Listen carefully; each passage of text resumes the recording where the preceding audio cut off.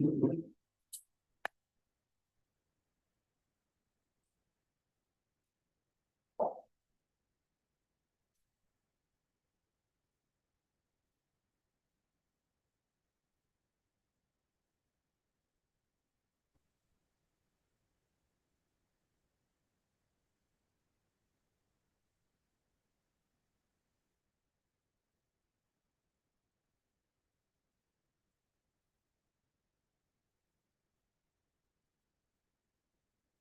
morning, everyone. I'll wait a few more moments.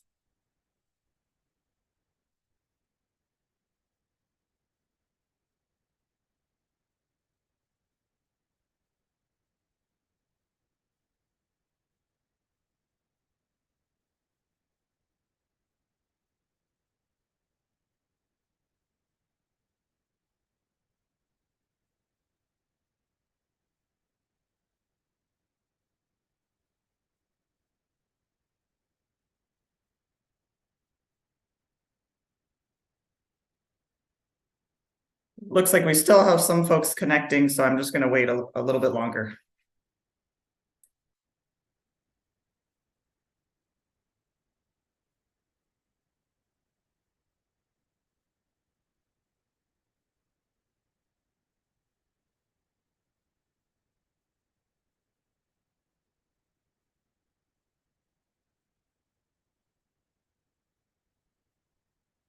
All right, I'll get started with our background this morning, and then we will get going. Good morning. I'm Hearing Officer Nicole Kinsey with the Administrative Hearings Office of the State Water Resources Control Board.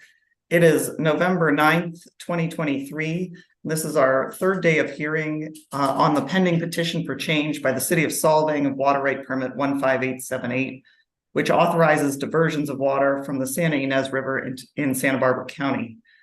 This hearing is being held in accordance with the amended notice of public hearing dated August 15th, 2023, and the notice of additional days of public hearing and procedural ruling dated October 26th. This hearing is being conducted by Zoom web conference and is also being broadcast live on the AHO YouTube channel. Both the audio and video are being recorded, and we will post files of this recording along with the Zoom generated transcript to the AHO FTP site. The YouTube recording will also be available on the AHO YouTube webpage. If at any time you're experiencing technical difficulties, please email the AHO team at admin@hrgoffice@waterboards.ca.gov. AHO staff will be monitoring that email inbox. Assisting me today, again, is Skylar Anderson, Kyle Woldridge, and Nicole Mullen. Ms. Mullen will be handling the slides and screen sharing today, so please feel free to address her directly. For my witnesses who will be testifying today, you may simply ask Ms. Mullen to advance your slides forward when you're giving your presentation. And for the attorneys, you may ask Ms. Mullen directly to please bring up a particular exhibit when you need it.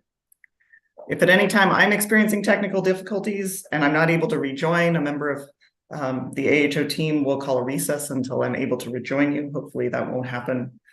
We will take breaks as usual. As I mentioned, I plan to hold us to a short half-hour lunch break since we have a short day. We will be ending with a hard stop before 2 p.m. So plan for that. I don't plan on taking appearances today. I'm going to carry them over, but I will do as I did yesterday and look to the room to see if I have anyone joining us other than our witnesses. If there's anyone joining us today who has not yet been on the Zoom room with us and who needs a chance to introduce themselves. Ms. Kinsey? Yes.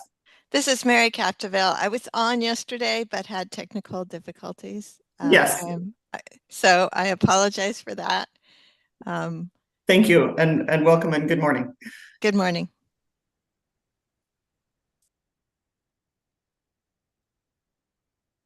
All right, it looks like we're all familiar faces now, so we'll go ahead and get started. Where we left off yesterday was with we had just completed Dr. Trish's summary of his direct testimony.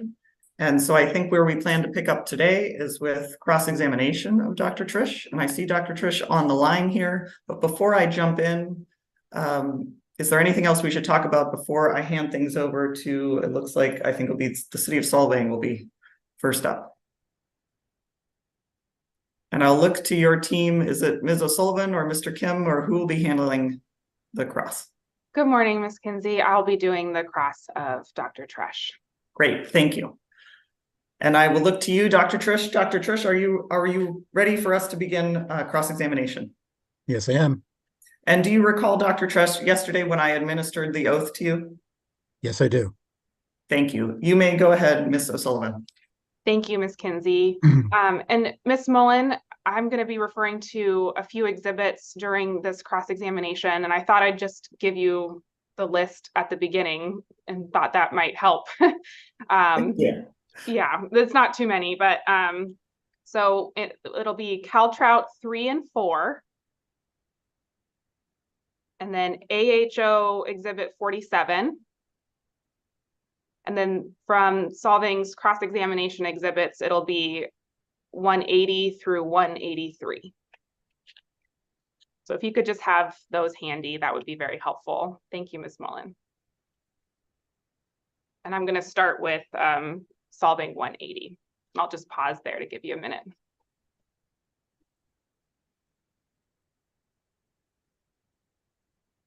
And good morning, Dr. Trush. Morning. Thank you for your time this morning, for speaking with me.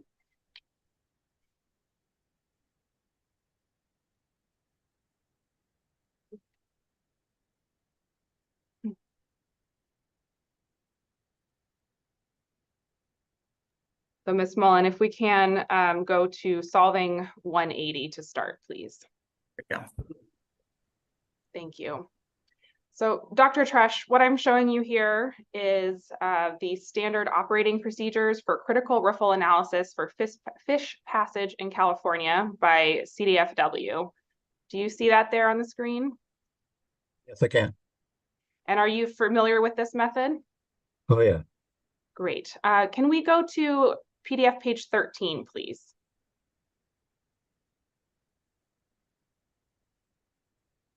And if we could scroll down so section 2.3 data collection is mostly visible. So Dr. Trush, you stated you're familiar with this method. And I just want to go through some of the elements of the method. As you can see on the screen here, among other things, this method requires the setup of a transect. Is that right? Correct. I'm sorry, Dr. Trush, if you could just speak up into the microphone. I could not hear that. Correct. Thank you. And you document that transect with photographs. Usually.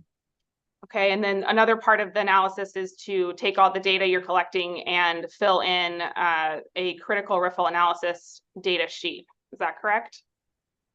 That's the procedure, yes. Yes. And you measure things like water depth along the transect? That's what it says to do. Yes. And then this method also requires multiple sampling events. Is that correct? Yes. Great, thank you. You can take down that exhibit, Ms. Mullen, thank you. So in preparing for your testimony, you did not perform any of that data collection, is that correct? No, I don't use that method. Okay, thank you. Instead of that industry standard, you used what you call a riffle crest Thaweg analysis, is that correct? Among other things, it's a composite of several things, but that is a component of it, yes. Okay, thank you. And I'm going to use the shorthand of RCT for that riffle crest Thawegs. Got to get those acronyms in there, yeah. So for that RCT analysis, it's an equation as it is shown in your testimony, and the higher the RCT depth criteria that you select for that analysis will result in higher calculated flow requirements, correct? Correct. The deeper the flow, the greater the flow. Great, thank you. So in your testimony, you also relied on South Fork Eel River tributary RCT thresholds, is that correct? As a summary for all the stuff that I've done all over California and along the coast and everywhere else. But you But selected... it originated there. Okay, but you selected a RCT threshold, depth threshold from South Fork Eel River tributary, is that correct? Only in that it then provided a reasonable facsimile to what I know occurs on the Santa Ynez. Okay. And if we could pull up Miss Mullen, Caltrout 3. And Dr. Trush, this is your testimony, so I'm hopeful this will be familiar. Yeah, vaguely. And if we could go to page 10, please, Miss Mullen, and show figure 9.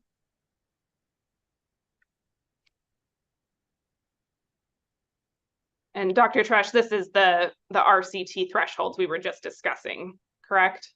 Correct. And you selected in your analysis what's labeled here as the unrestricted migration RCT depth of 1.4 feet. Is that correct? That's what I have here. Yes. Okay, great. And that was done in That's good. 2020. Thank you. Okay, we can get out. Let's see, we can go to page 12, please. Excuse me, Ms. Kinsey, I would just like to allow Bill to be able to fully answer the questions that he's asked. That's fine. When we get to that point, we can do that. I think he got on the record that it was a 2020. So thank you. Yeah, I'm sorry, but given yesterday, I'm kind of hesitant as to what I can say or can't say without getting some comment back. So I'll try in a little bit to say some more and then see if I've crossed some threshold.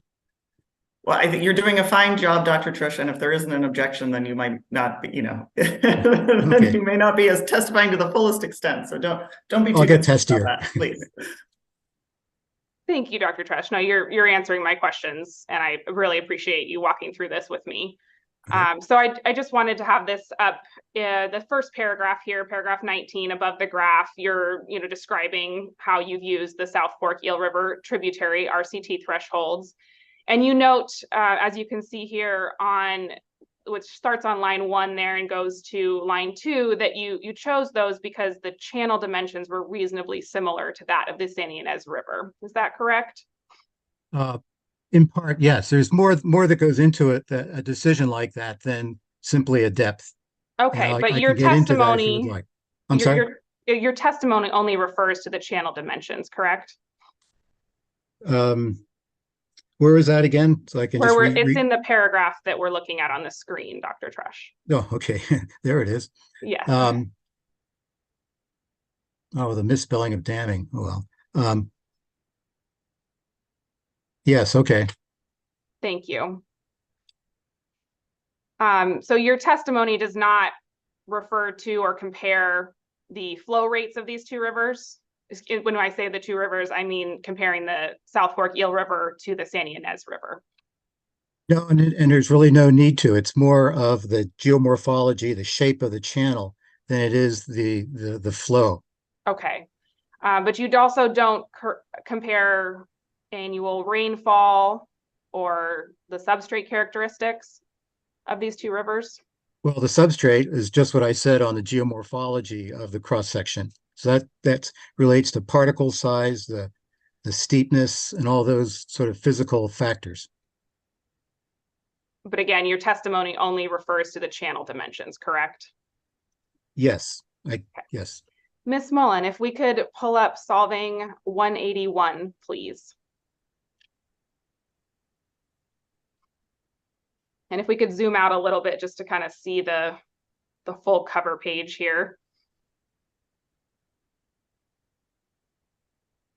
Okay, so Dr. Trush, what I'm showing you is a document titled Watershed Wide In-Stream Flow Criteria for the South Fork Eel River from CDFW dated November 2021. Do you see that?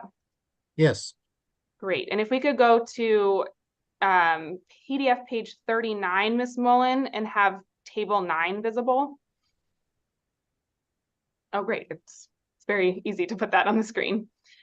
And I just want to direct you, Dr. Trush, to the rightmost column. So it's labeled dry season, May through October. And the bottom row where it's the dry season, for the water year type.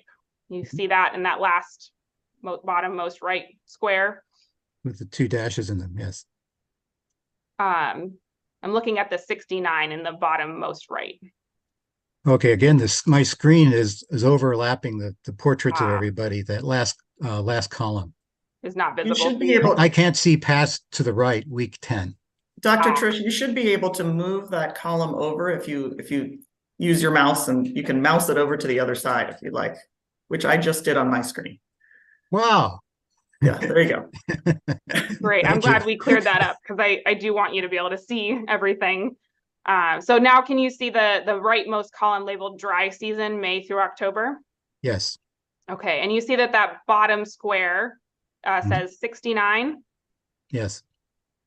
And if we could just look at the top of table 9, this is flow criteria in cubic feet per second for the South Fork Eel River at Miranda. Is that correct? Yeah, since I've never seen this before, but yes. That's what it says. Yes. Okay. Great. Thank you, Ms. Mullen. If we could pull up AHO. Oh, and Dr. Tresh, just keep that 69 CFS number for the dry season in your mind. I already have. Great. And Ms. Mullen, if we could bring up AHO 47, please.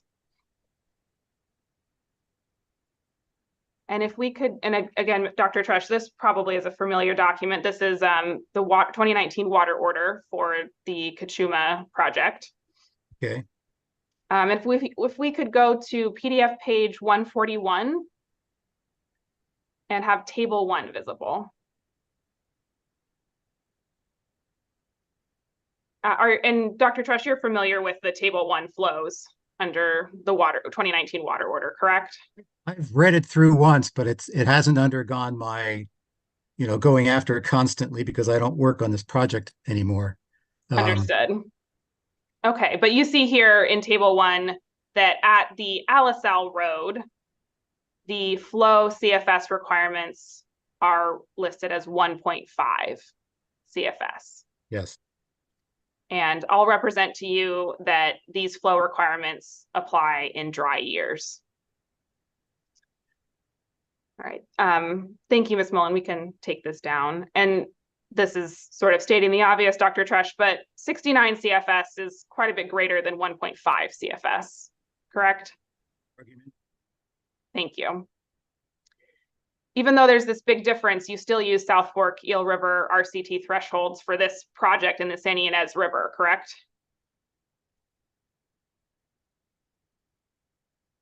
I do.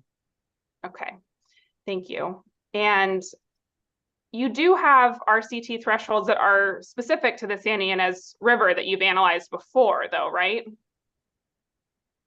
I've looked at other rating curves. When I was working down there on the River Institute report, it was a very dry year. I mostly had a bone dry channel to make my flow recommendations on. Okay, well, I did want to talk about that River Institute report. Ms. Mullen, if we could pull up CalTrout 4.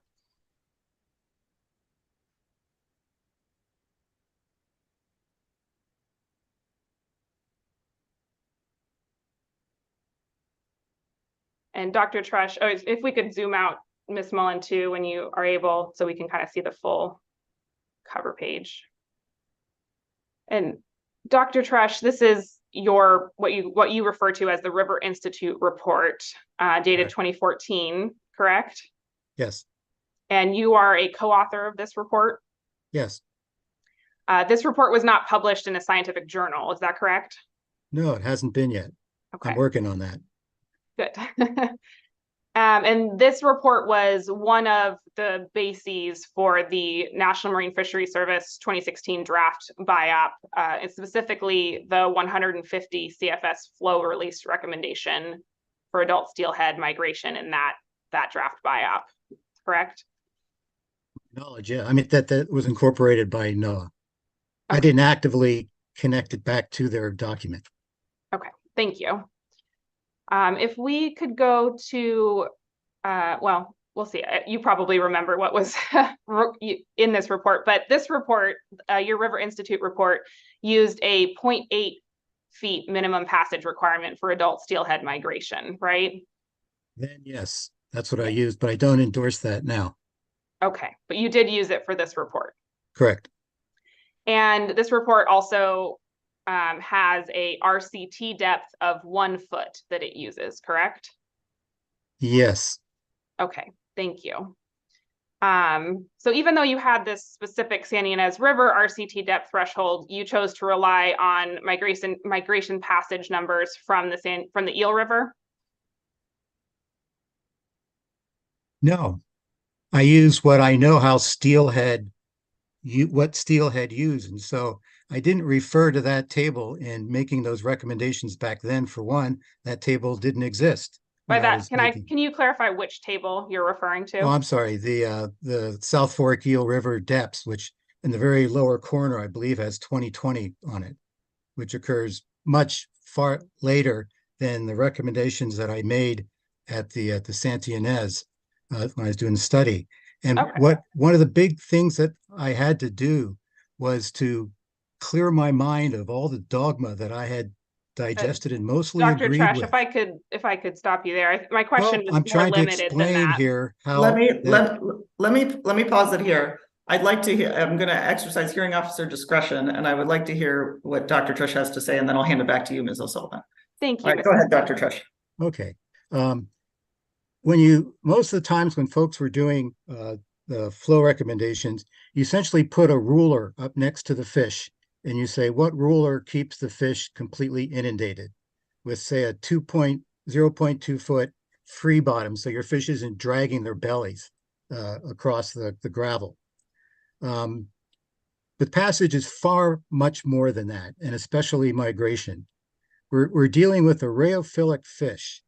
It needs the bubbles. It needs to hear the turbulence.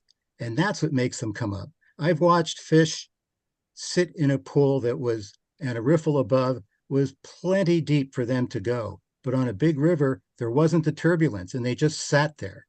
And that was done with the CDFG method also, which failed miserably in that case. So a big part of what I did in the Santa Ynez River was to unlearn the stuff that made no sense that I accepted blindly at a younger age. And so by the time I got to the South Fork Eel, I was spending 150 days out on that channel, watching steelhead.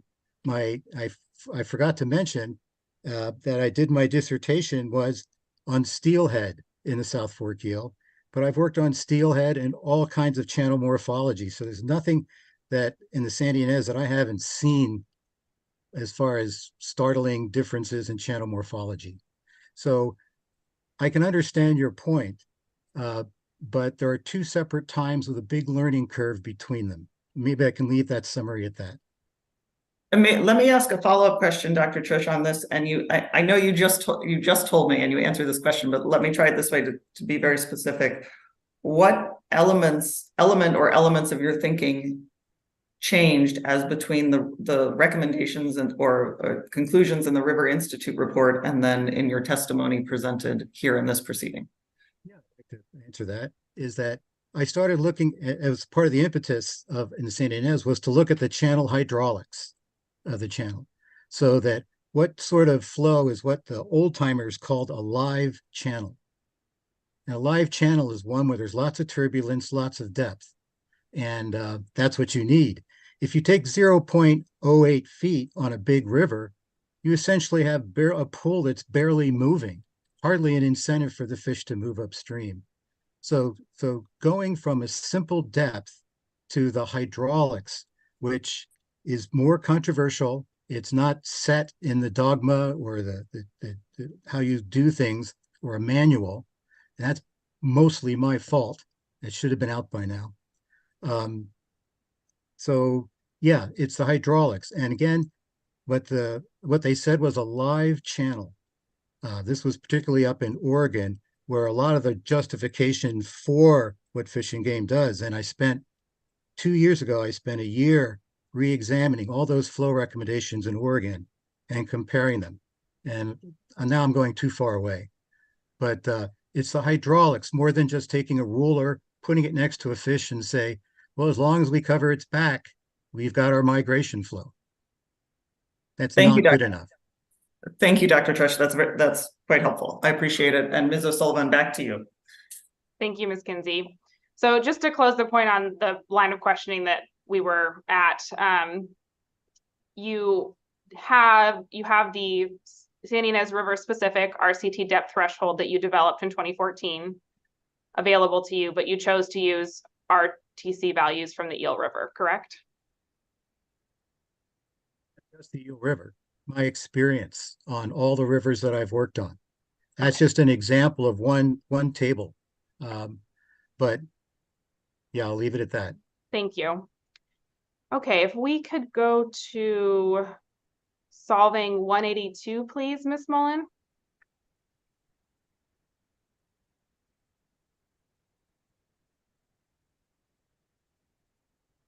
Yes, thank you, Ms. Mullen. If we could just zoom out a little bit more so Dr. Trush can see the cover page of this report. So Dr. Trush, I'm showing you what's called the North Coast In-Stream Flow Policy. And if you can see there on the cover page that this is a document that was prepared for the State Water Resources Control Board. Do you see that? Very familiar with it. I was okay. had to You are testify familiar on with this that. report. Great. Okay. So let's go to PDF page 42, please, Ms. Mullen.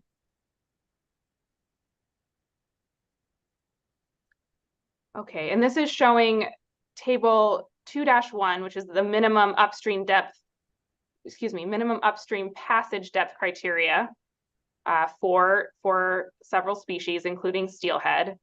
And do you see there listed, Dr. Trush, that the minimum passage depth for steelhead in this report is 0.7 feet? Right, the standard, put a ruler next to the fish and say how deep it is. Okay, great, thank you. And if, Ms. Mullen, if we could go back to Solvang 180, please.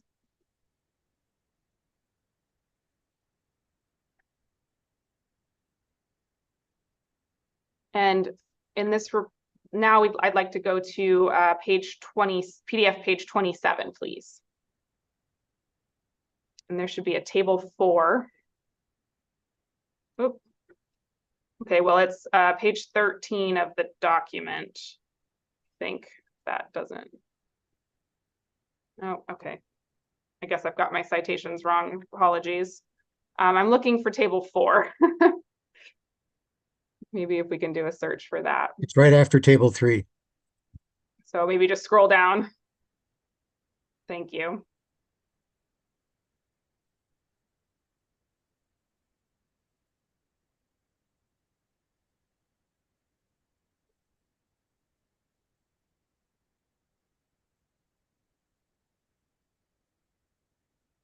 Well, maybe, yeah, okay. Well, that was table 1. Oh, yeah, that was table 1. Well, So I guess I could, in the interest of time, since you're familiar with this document, Dr. Trush, oh, actually, I was on my wrong line. So it's page 20, table 1. Thank you. We just passed it. Apologies. I was looking back at the wrong document. No problem. Enjoying the There we suspense. go. This is what I was looking for. And so again, here we can see this is a table for minimum depth criteria. And we see steelhead adults. And again, the minimum depth criteria is listed at 0.7, correct? Correct. And if I can introduce the 0.7, if you know the method, what the method is, it doesn't prescribe a depth, it prescribes a corridor going downstream. And so it's not just a 1 point. And when you put in that cross section, the 0.7 is the minimum depth on the outside of the corridor that you're recommending. So the actual thalweg depth is deeper than 0.7 feet.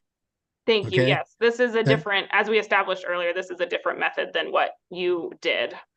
Well, and so I do it because it's a lot easier. Instead of, I don't teach this. In fact, I refuse to teach my students this method. And Dr. Trush, that is going quite a bit beyond my question. I'm just asking. I think you're right here. I think you're right. Thank you. And just one more, Ms. Mullen, if we could go to Solvang 183.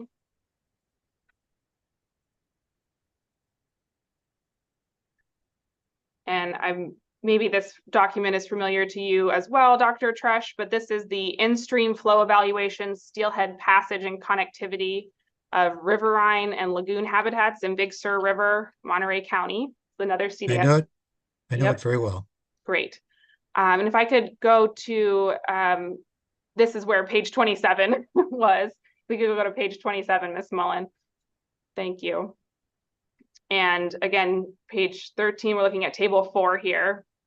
And once again, we see water depth criteria for steelhead adult being 0.7 feet, correct?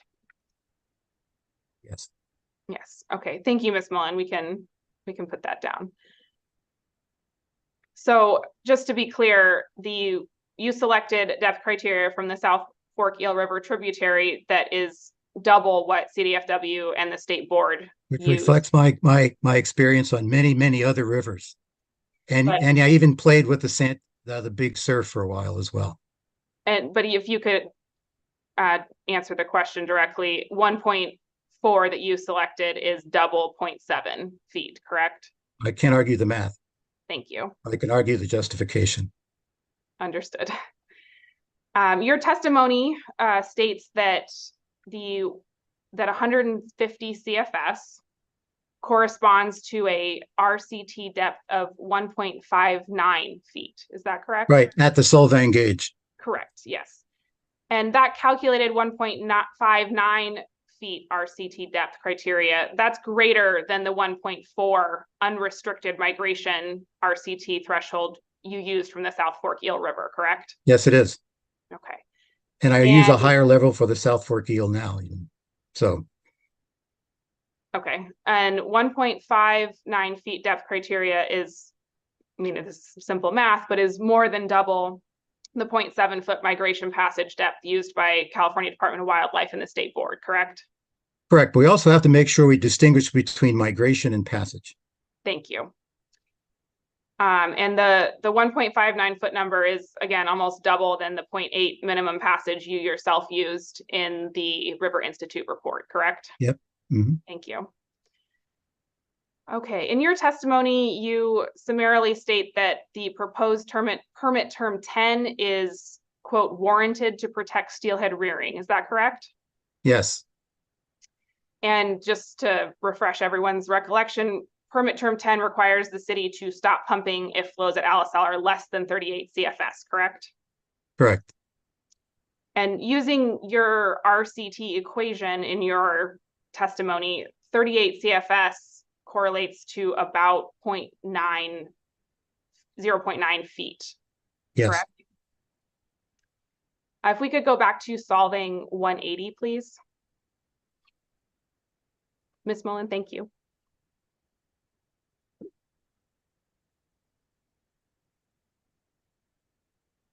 And again, looking at table 1 there. And so now I want to look at the second to last row here that's titled Trout Juvenile Steelhead, including 1 to 2 plus juvenile steelhead. And the minimum depth listed there for that life stage is 0.4 feet, correct? Correct. Okay, thank you, Ms. Mullen. If we could also now go to solving 183, please. And same table 4 that we were looking at before. Thank you, Ms. Mullen.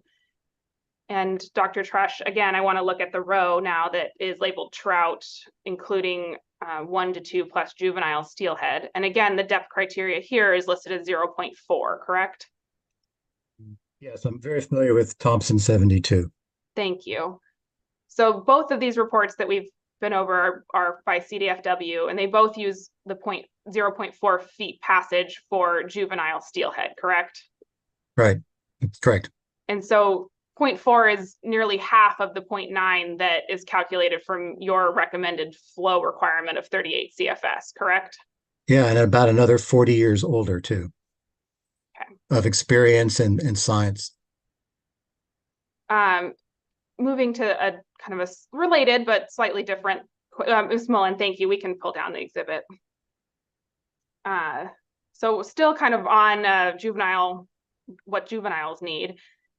Suitable steelhead habitat for rearing and residency is dependent on more than just the level of flow in the river, correct?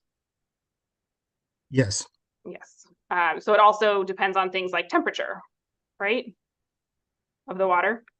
Temperature can be a factor. And dissolved oxygen levels. Yes. your analysis does not address either of those other types of habitat criteria, does it? No, and as I said yesterday, in doing my analysis, I tried to strip it down to something very basic without bringing in a lot of other variables. The Da Vinci's simplicity is the ultimate sophistication. And so that's why I decided to do the pool versus ponds. But if you want to talk about milligrams per liter, I can spend the next 5 hours. Or if you want to talk about temperature, even longer. Both of those are factors, but I just limited to this one to make my primary argument. Okay, thank you. And I just wanted to kind of take a step back on your testimony as well. So you, in several places, you evaluate which a 2 CFS change in diversion. And I take it that that's a rounding of what you are assuming is the change because of the project, correct?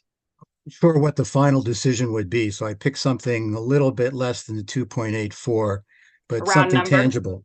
And if you notice on some of the other graphs, I also have on the y-axis, I'm sorry, x-axis, a 0 to 3% diversion, just so in the interest of discussion, which I hope we've all been able to do with the scientists, never happened, that we could look at what the various diversion rates would do. Right. And you, that diversion that you're analyzing, you assumed it was a direct change to surface flow, correct? Yes, that's all I really had as a tool to make that decision on. And you're aware that the city's diversion is actually to river underflow, correct? Well, yes, I'm learning. Okay. And your testimony does not explain any basis for assuming that the diversion would be all from the surface, correct? Right, I don't bring that up. So I guess you could assume that that's an assumption. Right, and that assumption is not clearly stated in your testimony, correct? Correct. Okay, thank you. No further questions. Can I have one comment that I can add to this? And that's on the depth of the juvenile fish. Remember that we also have to, go ahead.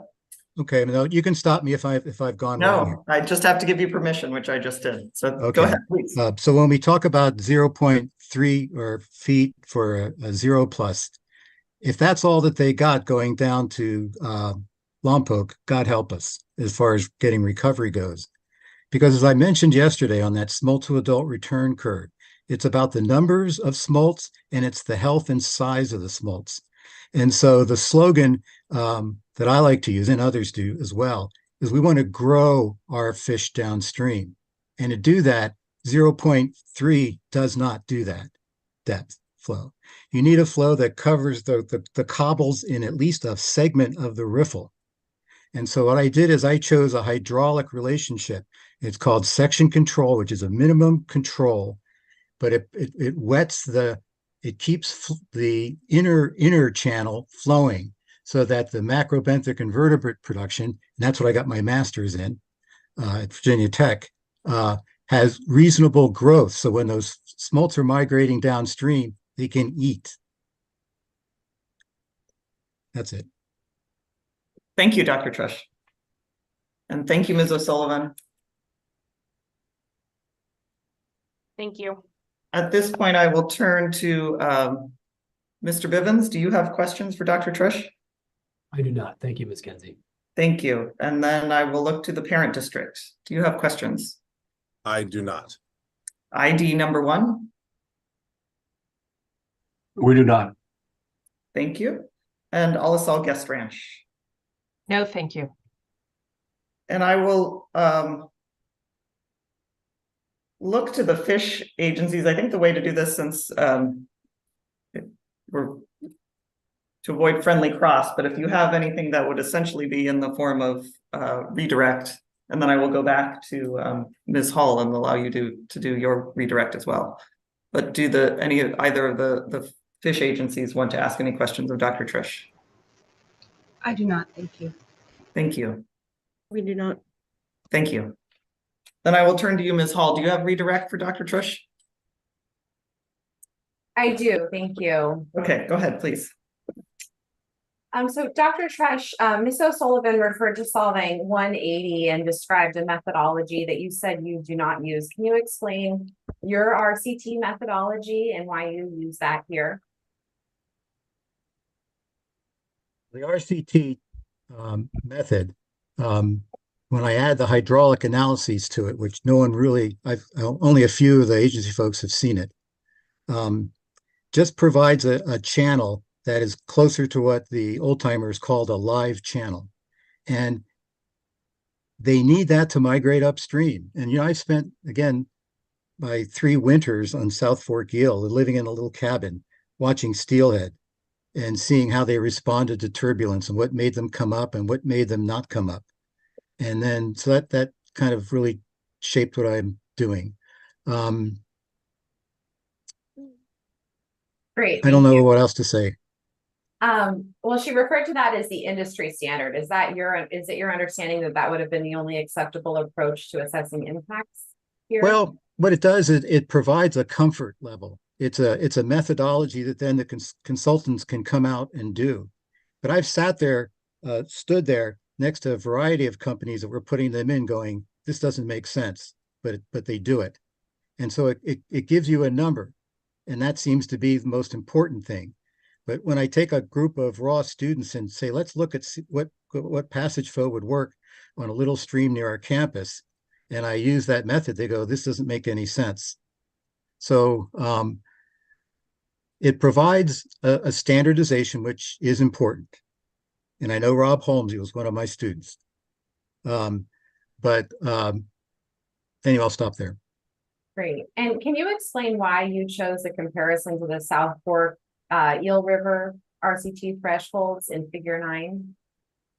Partly I hate making those little tables, and so I had one for that when I was trying to get the testimony. But, you know, I could list recommendations other places. And in fact, if you did it, if you put time on the x-axis of my recommendations, you can see they do change when I start to realize that it's not just simply about depth.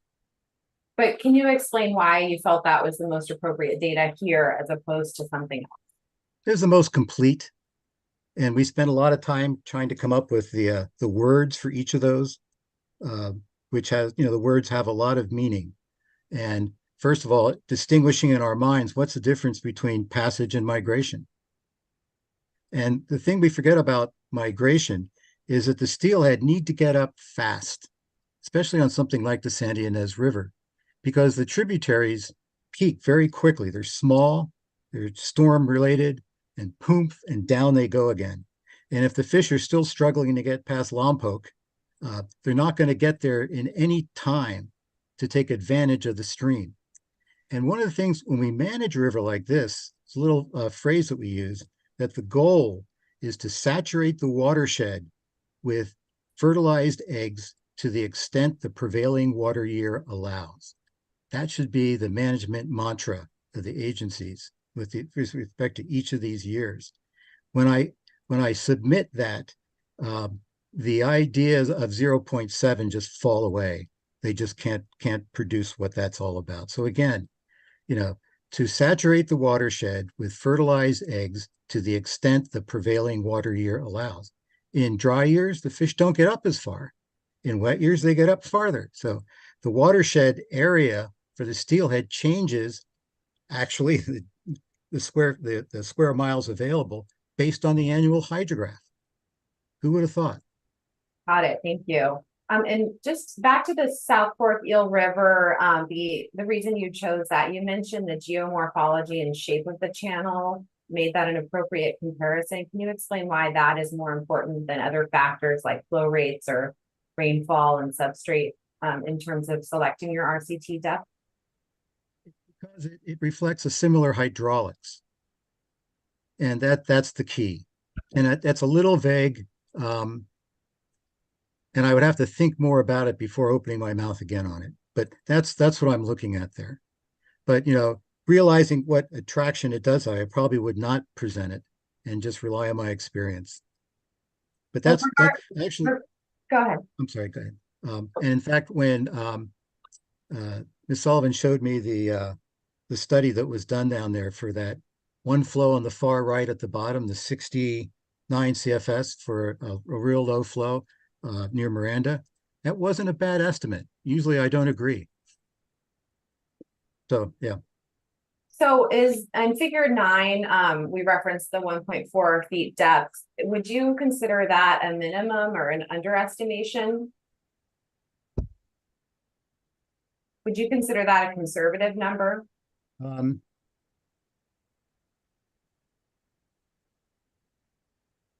reason why I'm pausing is that when we recommend minimums, I can't think of an easier way to kill river ecosystems than to manage on minimums.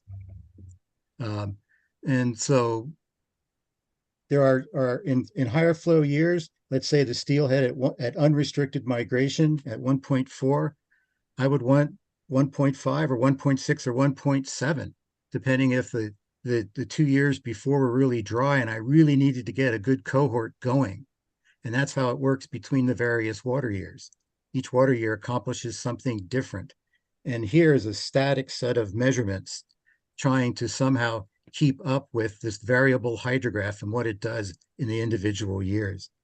And so, like last time I'll ever do minimum flows, I agreed to do that with my company on the Shasta River, come up with minimum flows on the Shasta. That was a big mistake. You don't just do minimum flows. You just don't. I know below dams, it's difficult. It gets hard to do, really hard to do. And my work on this, for Mona Lake on Russian Levining Creeks, we have a dam. And so we have to do things there I don't like, primarily because we have a dam. We lose that flexibility. Thank you. And would your conclusions that the city's proposed diversions adversely impact steelhead passage and migration have been different if you had used a slightly different RCT depth? There would be some difference, sure. You know, the thing we could do, well, you could take these depths and then put a flow next to it. And I'm armed with that on the on Solvang, as far as given a depth, given a flow. And just as a note, when you ask people how much more flow does the stream need, how do you know? But if you tell them how much deeper it is, you can understand the depth better than you can the flow. The flow is more abstract, whereas the depth is tangible. So I tried to go more towards the riffle crest thowag than I do flows. And Ms. O'Sullivan mentioned in the 0.7 RCT depth. Can you explain, and you kind of mentioned there's a difference between fish migration and passage. Can you explain that difference and why that matters here? Message is there's no huge rush or you've just given up to be able to saturate the watershed to the full extent the prevailing water year allows. And so a lot of times you see fish moving up the main stem channel as on the receding limb of the hydrograph. And with the whole dam effect, we've got lots of little watersheds with a big peak and then an extended, I'm just looking here for which figure that, well, it's on my figure. Well, figure 10 would be an example of a hydrograph that's not very big with a very long tail out. And so in the main stem, you've got fish working their way up. And if you don't have really high migration flows, they're showing up late when everything is winding down and the fish want to spawn. And there's a factor there that no one seems to take a very good account of, is that at a low flow, say 20 CFS, and the fish are in the main stem channel, where do they build their reds? The only deep spot with a decent velocity are very close to the tail out to the pool. And so what happens oftentimes below dams on a number of projects that I worked at, that those lower flows cause the steelhead to build their reds right along the thowag, where they're most vulnerable to being scoured out if there's another storm.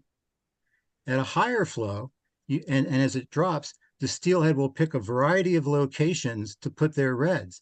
And in a way, that's an insurance policy of, well, what's going to be the next flood? Is it going to be a small one? Is it going to be a big one? Instead of loading up the reds right down near the center of the channel where it's deep enough for them to spawn on tail out to pools particularly. So I'll stop there. It's starting to sound like a lecture in school. Thank you. So Ms.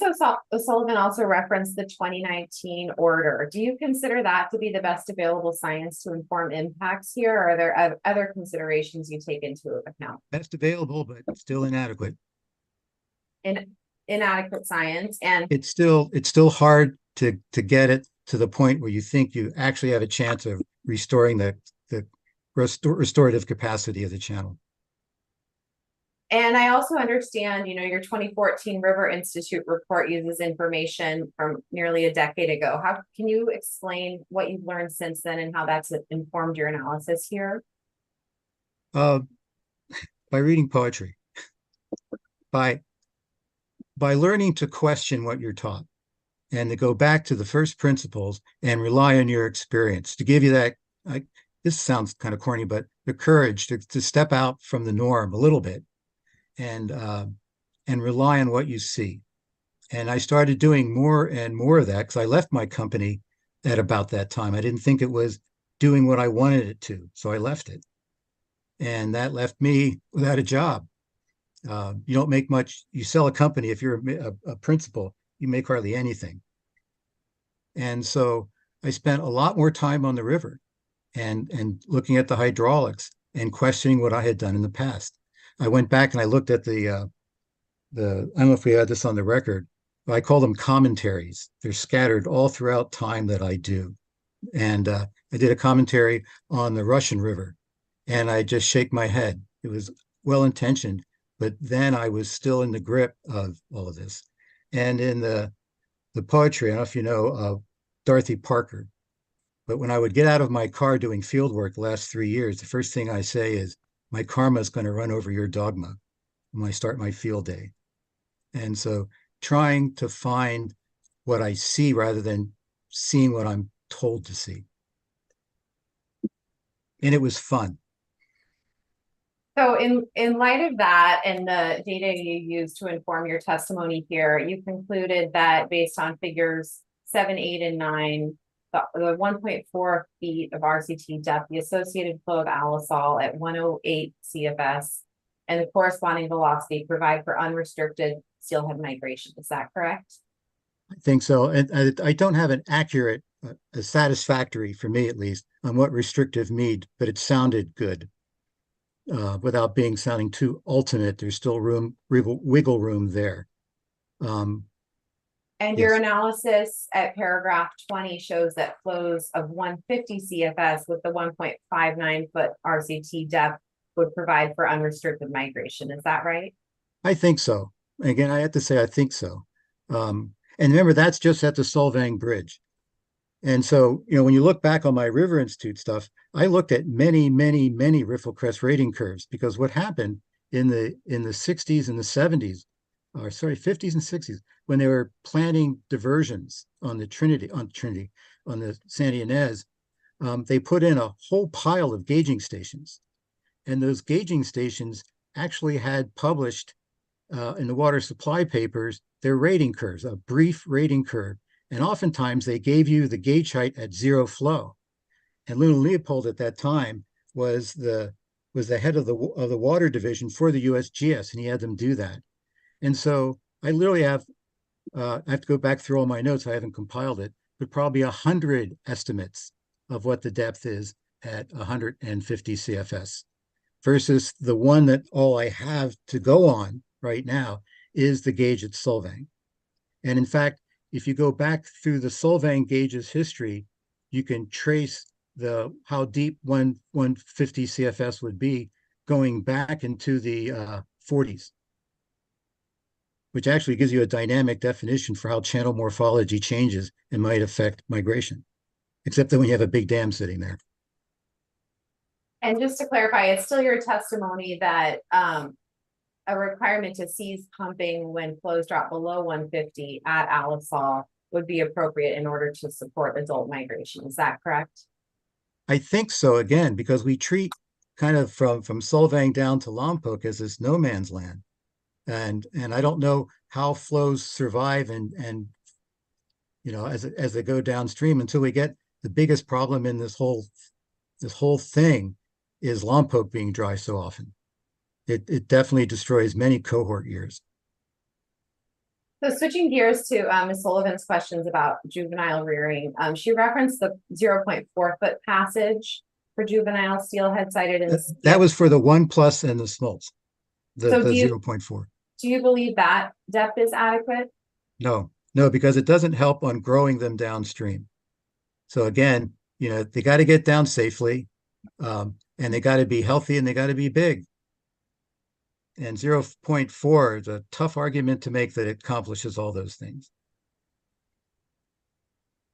Thank you. And you mentioned a little bit in one of your responses, the pool to pond connection. Your testimony concludes that the city's diversions would exacerbate channel disconnectivity, degrade and isolate pool habitats, and elevate. Objection, this is outside of cross. So I don't think it's appropriate for redirect. I did I not ask think- him about pool to ponds. Ms. Hall, do you, I'm intending to follow up on what's appropriate for juvenile steelhead in response to Ms. O'Sullivan's reference to the CDFW reports in contrast to Dr. Tresh's testimony. but where were you going with so maybe limit the background with respect to it, because I think Ms. O'Sullivan is right that she didn't ask questions about the flow, the pond to pool flow and that kind of thing. Are you able to be more specific in your question?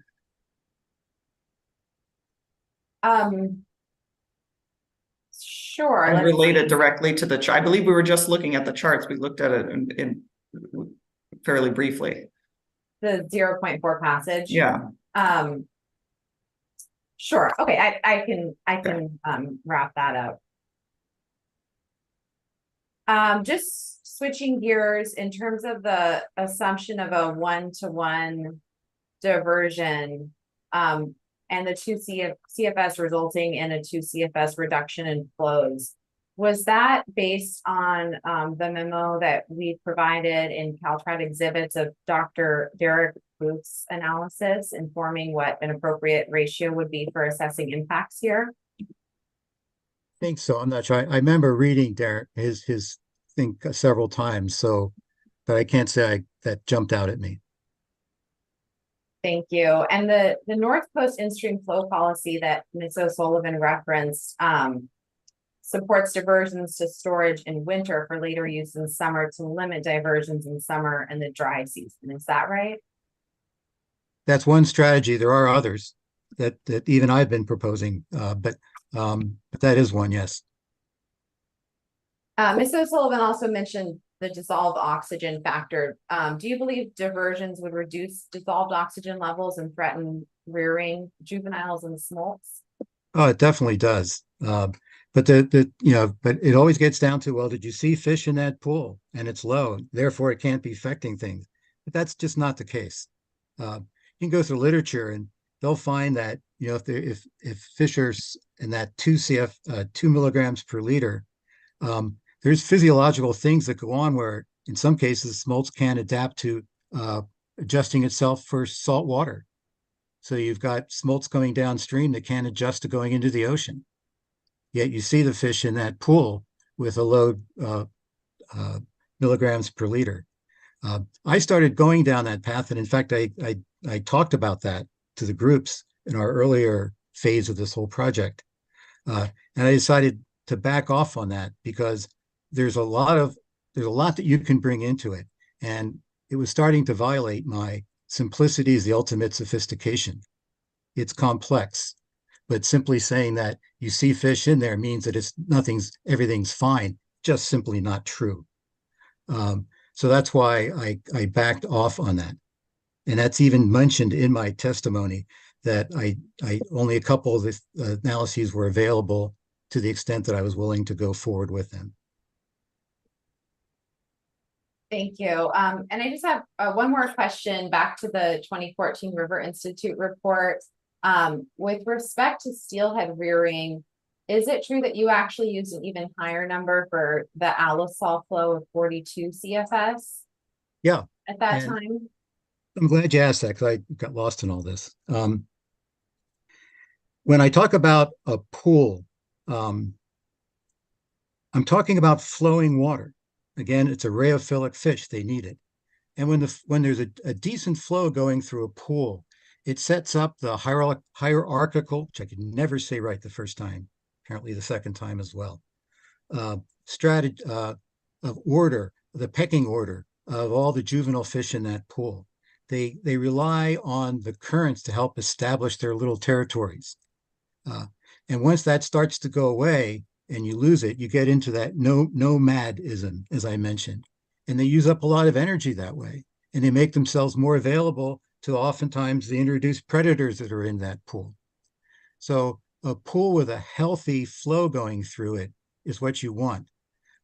I used my hydraulic equation that showed that that the flows that I was recommending were allowing a modest velocity core to go through those pools, which greatly increased the rearing potential of those pools. That's where the 38 comes from and the 42. The 42 from the River Institute, which was looking at a lot of locations, 38 just at Solvang, which is amazingly close. Usually our data never overlap that well. And so that's what I'm saying. But that's what I tried to avoid because it would get into all kinds of dogfights. And so I went right back to pool versus pond to keep it simple. Thank you. I have no further questions at this time. Thank you, Ms. Hall.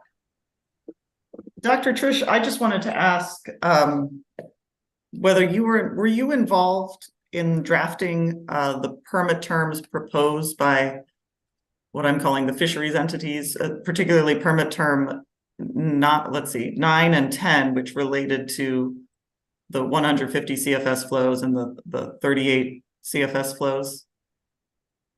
Sorry, what was the question there? I got lost. Sorry, the question was whether you were involved in writing those terms.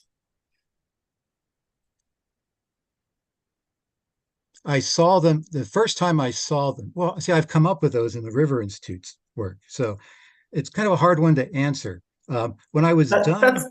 That's fair. Maybe let's go ahead and bring up I want to ask you about them. I just wanted to make sure, but it sounds like you're fairly familiar with, I mean, you're familiar. I'm not trying to be cagey about it. No, I'm sure you're not. Let's bring them up if we can, Ms. Mullen. I think we can find a version of, I know we had them up before, but there's a version in CalTrout's exhibit folder at the very bottom of our folder that says proposed permit terms. Ms. Kinsey, if it's helpful, they're also reproduced in Mr. Trush's testimony, which is CalTrout 3. All right. Either way, CalTrout, do you have a page number? We can do CalTrout 3. That would be great. I got to remember, right? Page 5. Great. Thank you. I appreciate it. All right, here we go. Yeah, in the italics.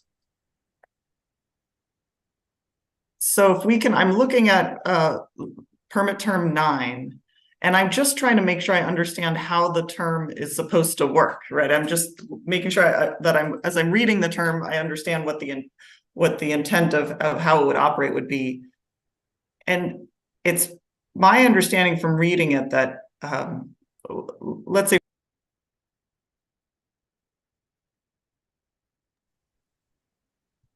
I don't know, I clicked something and now I can only see myself. You're back. I'm back. Okay. I apologize. My understanding of permit term 9 is that, for example, if we had peak flows, there was a storm event, and we had flows that exceeded 150 CFS on the Santa Ynez at the gauge at Solvang, let's say December 1st. And then after that, the flows receded. Once the flows receded equal to 150 CFS or less than 150 CFS, at that point, Solvang would be required to stop their pumping. So far, am I following your understanding of the term? Well, yeah, and I'm piecing it together because I didn't. I think that was all thought out before I kind of showed up on the scene late here. Okay. But so my discussions with the other two agencies was more on, 150 versus 68 when you talk about that, and then the 38 versus the 42. It seems like we're being frivolous or not on the same page, but I think we covered that. But I just kind of put on the sideline how you would actually implement it. I'd have to think more about that. That makes sense. Maybe the point of my follow-up question is, it seems to me that once flows drop below 150 CFS, Solvang would be prohibited from pumping all the way until May 31st. And I'm wondering if you have any opinion about whether or not that's appropriate, or necessary to protect flows based My on first your reaction is I would question it, because I've worked, for water districts too and stuff like that, and I understand. But I think part of the problem is that we like to standardize things to the point they become unusable. And when we look at the hydrographs that are happening, if we could have the capability of looking at the individual hydrographs, the higher ones, such that we could manage, at least not totally, but somewhat, to the specifics of that hydrograph, we don't have to be stuck under one way of doing things. And I'd like to see more of that, of getting away from one size fits all. But I did not get into specifics, so I really can't answer that without a whole bunch of mumbo jumbo. and that's entirely fair. I appreciate that. Thank you, Dr. Trish. I appreciate your answering my questions. With that, Ms. Hall, I think it's fair because I asked follow-up questions. Do you have additional redirect based on the follow-up questions I just asked?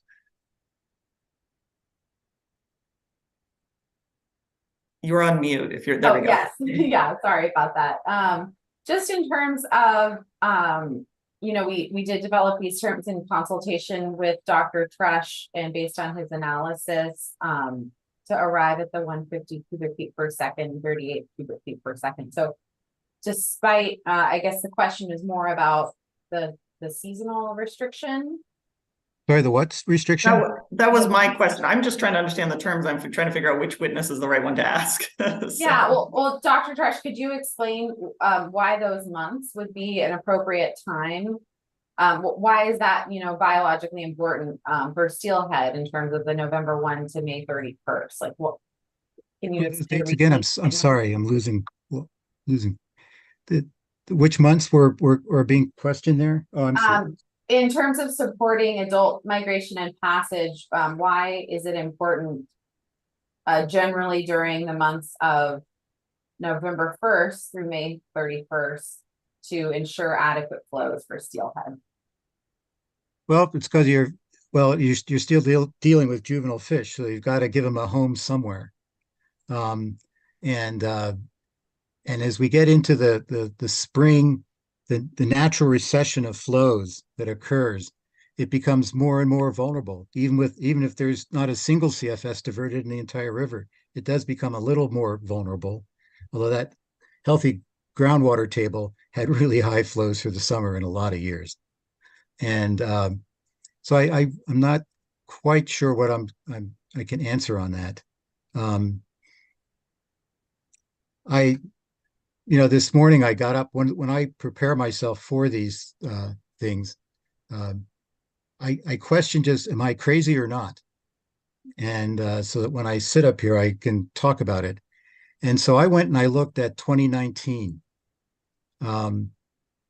And you could do it on your hand calculator on your phone right now. You can look up USGS, and if you put in the water year 2019, starting from May onward, you could see just how little flow is left in the river.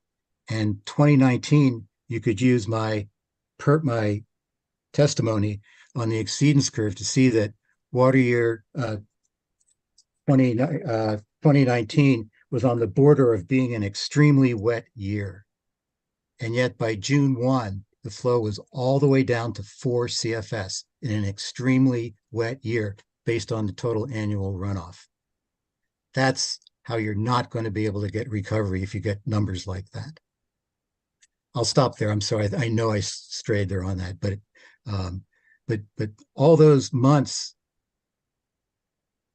Well, first, like I said, they've got to go somewhere. They've got to find a home somewhere if they're going to overwinter as well as over summer.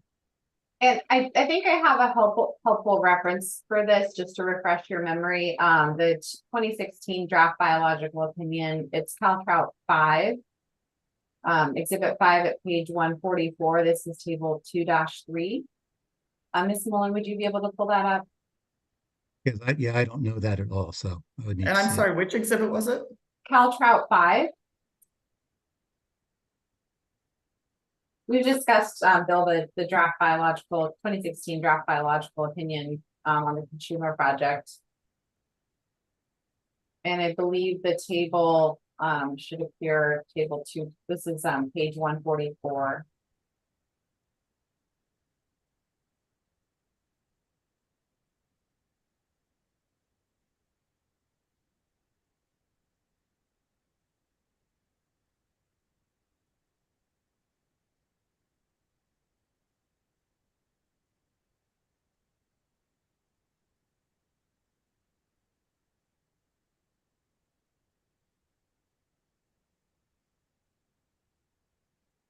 So I believe this sets forth a similar comparison of in terms of months in order to support different life stages of steelhead. So is it your understanding that based on your own experience as well as other sources such as this analysis that would be an appropriate period of time in order to support steelhead adult migration? I was doing the River Institute report. I was looking for the how to bring back those hydrographs as best I can, making recommendations to NOAA that I knew would be really hard to pull off. But I wanted to show that this is the thinking that I had. And the reason why Santa Cruz Creek is in there is because it's been gauged since the early 40s, and in fact earlier in the miscellaneous flows of various water reports, such that one of the hydrologists, several of them, used the CFS per square mile of Santa Cruz Creek to estimate the CFS per square mile for the whole upper basin. So it's kind of a look, it's kind of like a window into the past. Ms. Using Kinsey, I'm going to object here. I give Ms. Hall credit that her question was more narrow and I think focused on redirecting from your line of questioning. I do believe we're straying from beyond the scope of any cross-examination of Dr. Tresh. I think that's fair. If Dr. Tresh, I think if you can focus your response on the chart here and the dates in this chart, that would be helpful. Okay, I'm sorry. Thank so you. the timing, is that what you're saying? Yes. So January 1 to 31 for adult migration, spawning, and incubation pretty much covers it. Just what people see. You don't get much migration before January 1. You don't get much migration ever right now. But even when you look back, there's some activity in December, but not much. And by the time May 31 rolls around and your fish are just starting to put in reds, they're in trouble. So 31 is I think a good ending date for migration. Remember, each of these depends how it shoehorns in or fits to the individual annual hydrographs. In some cases, everything's over by mid-March as far as the flows and initiating migration, where in a lot fewer years, but there are some, into mid-May is still a feasible opportunity. The juvenile migration beginning at January 1 and ending on June 30th. That can be argued that it goes later than that. Eventually you're trying to get out to the ocean, so that kind of leaves a big gap in there if you're all the way up at Solvang. So that's kind of hanging out there a little bit, I think. And then river estuary ocean connectivity begin October 1, ends June 30th. That seems reasonable enough.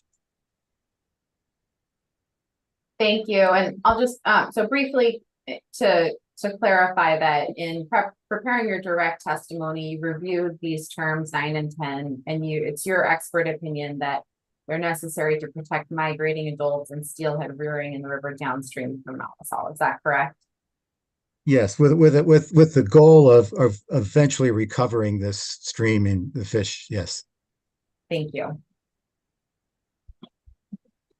I don't have any other questions. Thank you, Ms. Hall. With that, I will turn to you, Ms. O'Sullivan. Do you have additional questions for Dr. Trish based on my questions and the redirect? Just very briefly, Ms. Kinsey. Dr. Tresh, Ms. Hall referenced a report or a document by Derek Booth that was a CDF, or excuse me, a Caltrout exhibit. Do you recall her asking you about that? I've read it. When you say right at the end, you said first. I'm just asking if you recall if Ms. Hall asked you about that report. Asked me about the report. I mean, she gave it to me when I first came on board. Okay. And I read it, And we talked about it once or twice after that, but that's it. Okay, and so you did not cite that report or rely on it for your testimony? No, I did not. Thank you. And just to clarify, you did not write the language of terms 9 and 10, correct? Correct. Thank you. That's all, Ms. Kinsey. Thank you, Mrs. Sullivan. Is there anyone else with questions for Dr. Trish?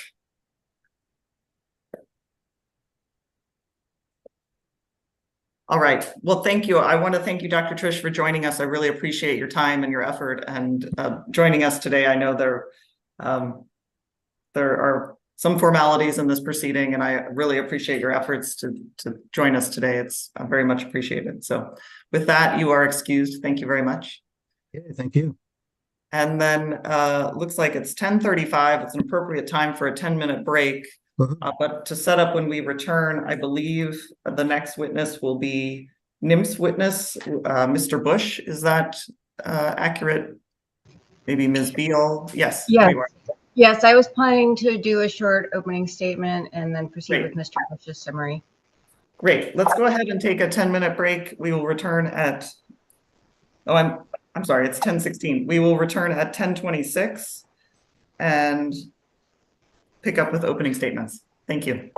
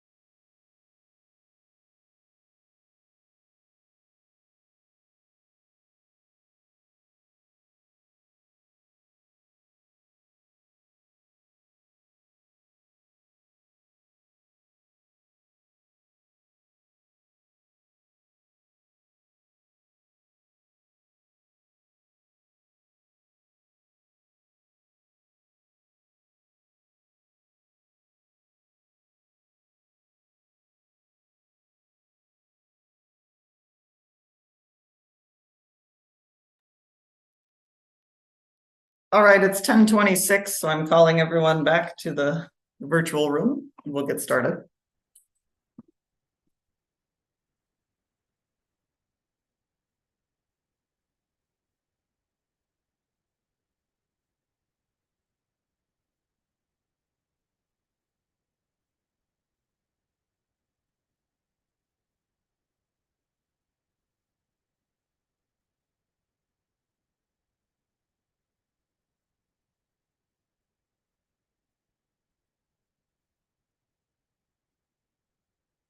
All right, let's go ahead and get started. I see Ms. Beal is here, so I will turn things over to you, Ms. Beal. I understand NIMS would like to make an opening statement.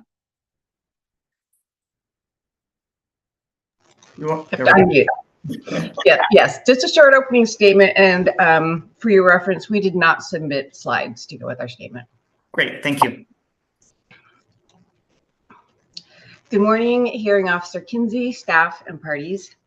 My name is Lori Beal. I'm an attorney for the National Oceanic and Atmospheric Administration, which we commonly refer to by the acronym NOAA. I'm here for as legal counsel for the National Marine Fisheries Service. Again, we often refer to National Marine Fisheries Service by the acronym NIMS. We've only got a couple more acronyms. So NIMS is a part of NOAA, and NIMS is represented in this matter by Mr. Richard Bush, a fishery biologist and steelhead ecologist with extensive experience evaluating the effects of water resource projects and related habitat alterations on the endangered Southern California steelhead species. Mr. Bush is serving as NIMS expert witness on the likely effects of Solvang's project to endangered steelhead and their designated critical habitat, and providing advisable measures to avoid those effects.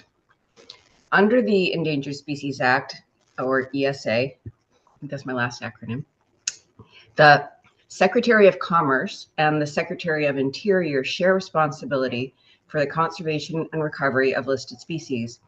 Commerce generally is responsible for marine species, including anadromous species such as steelhead, and Interior is responsible for terrestrial species. The Secretary of Commerce has delegated its ESA authority to NIMS. NIMS is participating in this proceeding under Section 2C2 of the ESA. That section states Congress's policy that federal agencies should cooperate with state and local agencies to resolve water resource issues in concert with the conservation of endangered species. Consistent with that directive, NIMS is here to provide its expert advice and technical assistance to the board and to the city of Solvang to ensure that Solvang's project is consistent with ESA requirements. So I'd like to summarize a few of our concerns with the project as proposed. NIMS appreciates the efforts that Solvang has made to fulfill ESA obligations and acknowledges the mitigation measures proposed in the FEAR. However, NIMS does not believe that the proposed mitigation is sufficiently protective, at least for steelhead. The record produced in this matter shows, at best, that the effects of Solvang's project remain highly uncertain. Therefore, conservative assumptions are warranted, particularly under the ESA, which demands a precautionary approach, and given the highly imperiled status of this particular species. In particular, Solvang's refined analysis includes a number of uncertainties and limitations that impact the utility and applicability of the results. First, the analysis appears to rely on assumptions that have not been shown to be valid. Second, the analysis uses an extremely limited spatial scale, with the investigation being confined to only 2 in-stream flow gauges that are roughly 20 miles apart. Third, their analysis disregards effects to steelhead critical habitat between those gauges, which is where the effects of the city's pumping on steelhead are most likely to occur. And fourth, it does not consider effects to pools closer to the pumps. Also, all of the city's hydrological analyses compare the effects of the proposed project to an unrealistic baseline. The Stetson analysis in Technical Memo 6 uses a baseline for the city's pumping of 1053 acre-feet per year from the river wells, and then compares the proposed project to that level of pumping.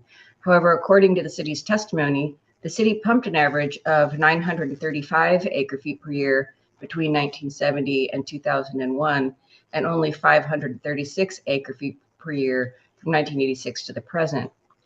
Although the city did not provide a calculation for the most recent 20-year period of 2002 to 2022, based on the data presented by the city, that average would appear to be under 300 acre-feet per year. So under that more recent and actual baseline, with the city pumping less than 300 acre-feet per year, habitat conditions in the Solvang Reach are highly impacted. NIMS takes no position on whether the city's reliance on an inflated baseline is appropriate under state law, but under the ESA, it is not. And the city's proposal to increase its withdrawals by more than fourfold is likely to result in significant adverse effects to steelhead. Overall, the findings from the refined analysis generate a number of concerns, making it unsuitable to evaluate the proposed project under the ESA. Given these uncertainties, it is entirely appropriate and indeed warranted to rely on the 1-to-1 ratio adopted by the city itself for use in the FEIR. So based on that information, NIMS recommends a precautionary approach to ensure that the board's actions here and the city's project are protective of steelhead. In particular, NIMS recommends that the board require the city to develop and implement an operational pumping plan that includes timing and rates of withdrawal for each well, seasonal restrictions and triggers, including those provided in the proposed permit terms submitted jointly by NIMS, CalTrout, and CDFW, to ensure that the city's groundwater pumping does not adversely impact surface water.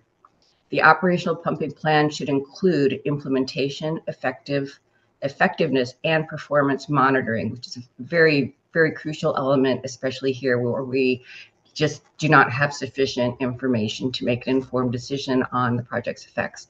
We also recommend an adaptive management approach. NIMS would be pleased to provide technical assistance to review and comment on such a plan. Thank you very much, and I will now introduce our expert witness, Mr. Rick Bush, to do his summary. And we did not submit summary slides. He's just gonna go. Thank you. I will go ahead and administer the oath. First of all, good morning, Mr. Bush. Thank you for joining us. Good morning. If you would please raise your right hand. Mr. Bush, do you swear or affirm under the penalty of perjury that the testimony you will give in this hearing will be the truth, the whole truth, and nothing but the truth? I do. Thank you. You may proceed, Ms. Beal. Or Mr. Bush, if you're ready to just jump right in.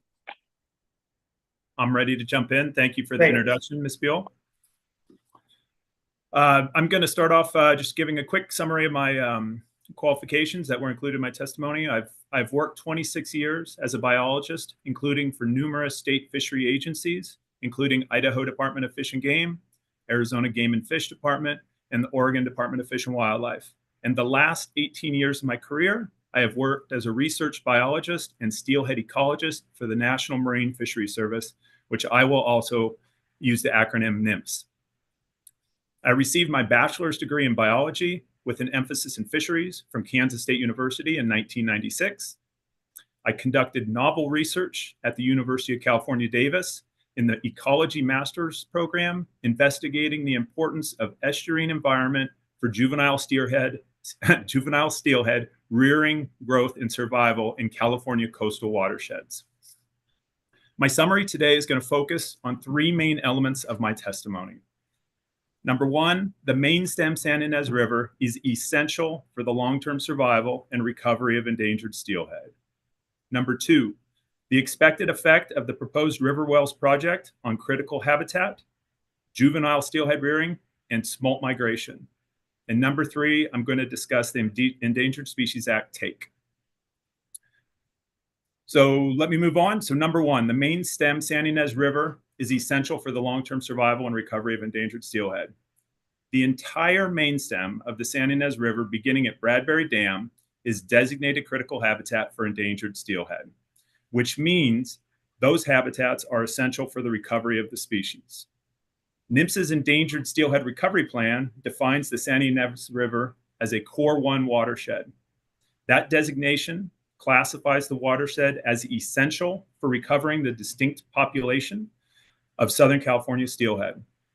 One of the key recovery actions identified for the San Ynez River in our recovery plan is ensuring groundwater extractions do not disrupt the essential habitat functions to support the life history and habitat requirements of steelhead. The plan also identifies in-stream flows that mimic the natural hydrograph as necessary for the species. NMFS believes there are feasible modifications to the project that could reduce or avoid impacts to endangered steelhead and their designated critical habitat. These include, number one, limiting the city's pumping under certain conditions. Number two, developing an operations plan supportive of steelhead survival and recovery. Objection. There's no discussion of an operational plan in Mr. Bush's direct testimony. I believe there is. Let's pull it up.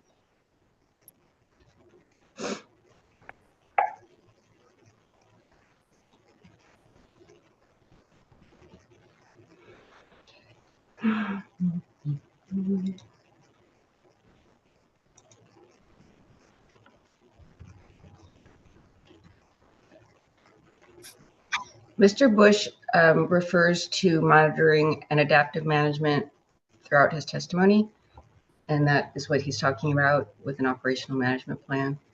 And my objection is that We've submitted, we've submitted so many documents that reflect that that's something that would be very important for the project, and the hearing officer has specifically requested comments on that. And go ahead with your objection if you want to clarify, Ms. O'Sullivan. yes, so Mr. Bush at this time is providing his oral summary of his testimony. His testimony does not refer to a requirement on the city of an operational plan as a permit condition. And that's my objection. I understand Ms. Beal's point that that is their overall argument, but for the purposes of Mr. Bush's oral summary of his testimony, I think that's outside the scope. Well, can we pull up, so if you look, or if you just look at Mr. Bush's testimony in paragraph 12, he refers to the Solvang Wells operation plan. And also in paragraph 9, he discusses his understanding of the current operations plan. And then, But I mean, it may just have been, I don't know if, so there is some discussion of this plan. So I think this Yes, we're within. Excuse me, sorry, Ms. Kinsey. No, I was just saying, I think we're within the scope, but if you have anything to follow up, Ms. O'Sullivan. Yeah, my objection, I realize he refers to an operations plan like that. However, the way it was characterized was as that NMFS is recommending that there be a permit condition of an operations plan. And I think that is outside of what Mr. Bush has testified to. And that I'll leave it at that. All right. Ms.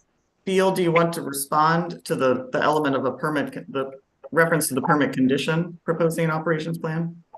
I think for the sake of moving on, Rick, if you could just leave your testimony to cover monitoring and adaptive management. Thank you. That works. Okay, so I was at the bottom. Let me just remind everybody, we were discussing the main stem Sandy Nez River is essential for the long-term survival and recovery of endangered steelhead. I was going through some certain conditions.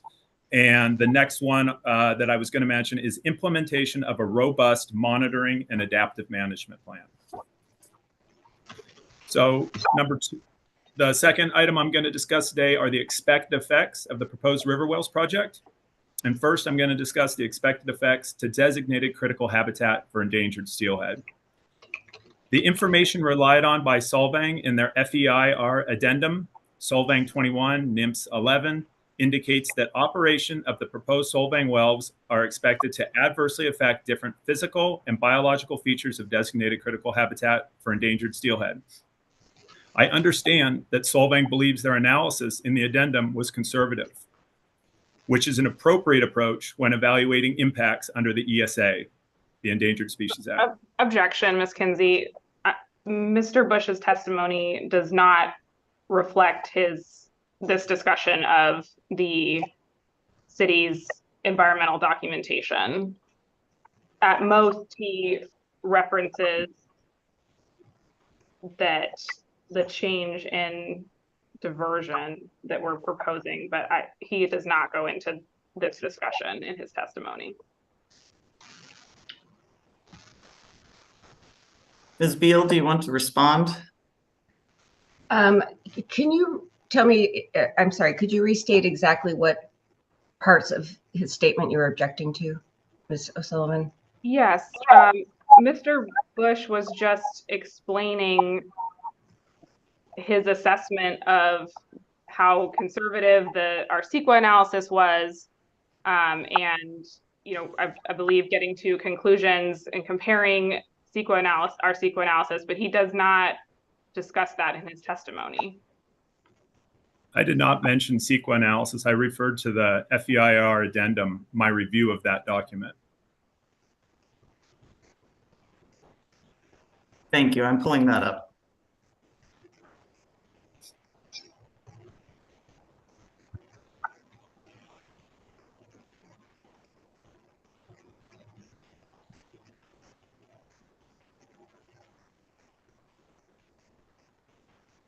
I see a reference to the addendum with respect to, and I may be missing it, with respect to actually the operation plan, but I don't see it in terms of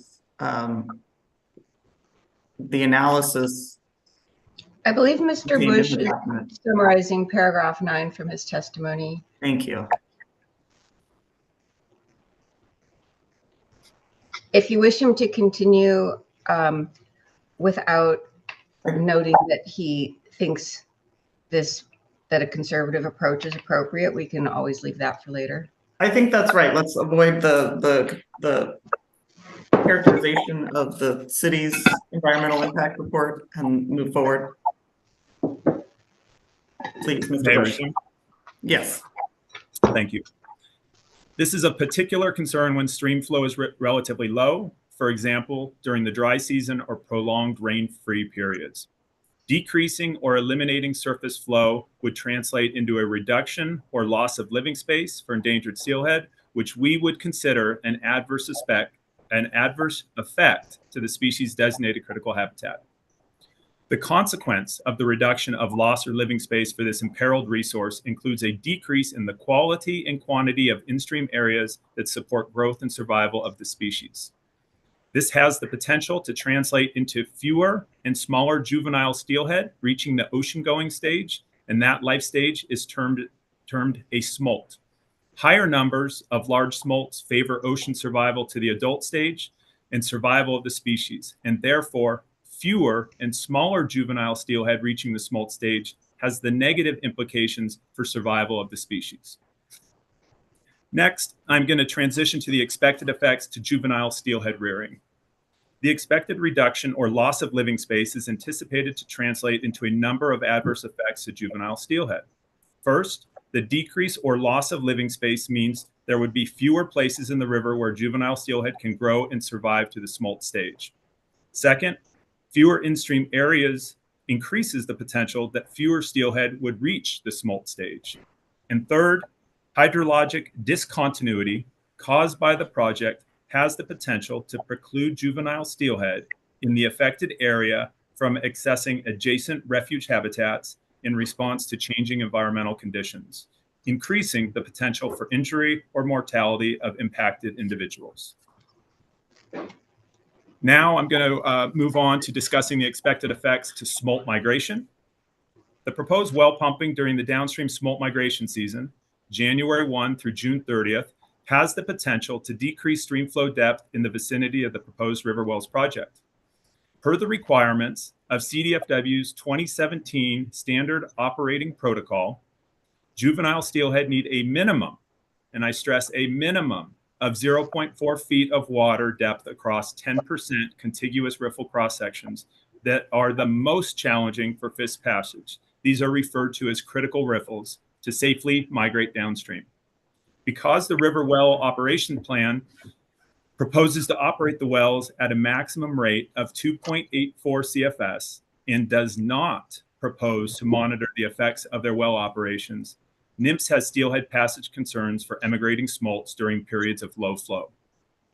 If hydrologic connectivity of sufficient depth is not maintained at one or more critical riffle sites adjacent to or downstream of well sites A or B, Smolts emigrating from the upper watershed would be unable to complete their migration to the estuary and eventually the Pacific Ocean. The expected impacts to juvenile steelhead decrease prospects that affected individuals would reach the smolt stage, which is necessary to sustain the endangered population of Southern California steelhead. In closing, I'm going to discuss the Endangered Species Act take. Section 9A1B of the ESA makes it unlawful for any person to take any threatened or endangered species. Take includes harm. NIMS has defined harm to mean an act which actually kills or injures fish or wildlife. Objection.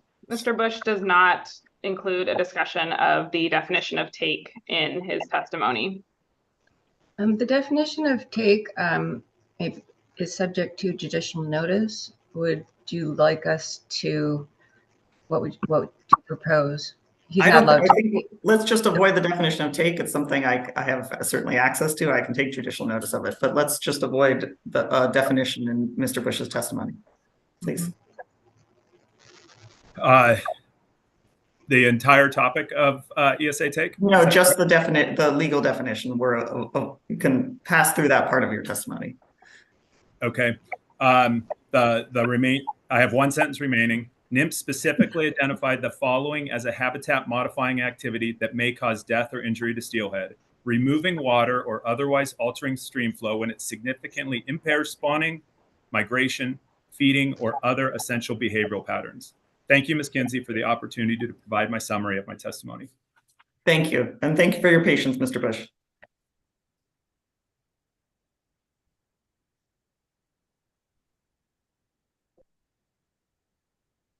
With that, I will turn to you, Ms. O'Sullivan. Are you going to be handling the cross-examination of Mr. Bush?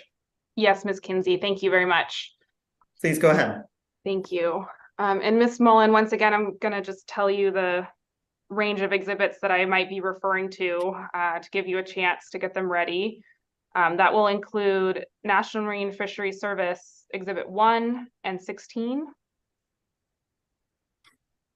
Solvang, and again, these are two cross-examination exhibits from Solvang, numbers 184 and 186. And finally, I may refer to CDFW 3. If you could have those at hand, that would be much appreciated.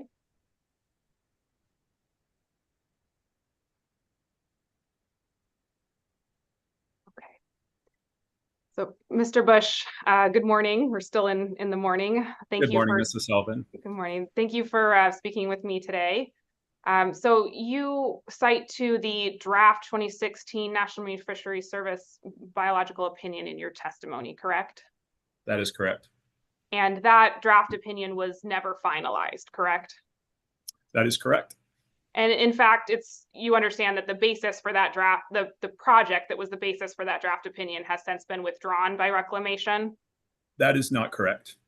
The okay, if I could have Ms. Mullen then pull up Solvang 184, please.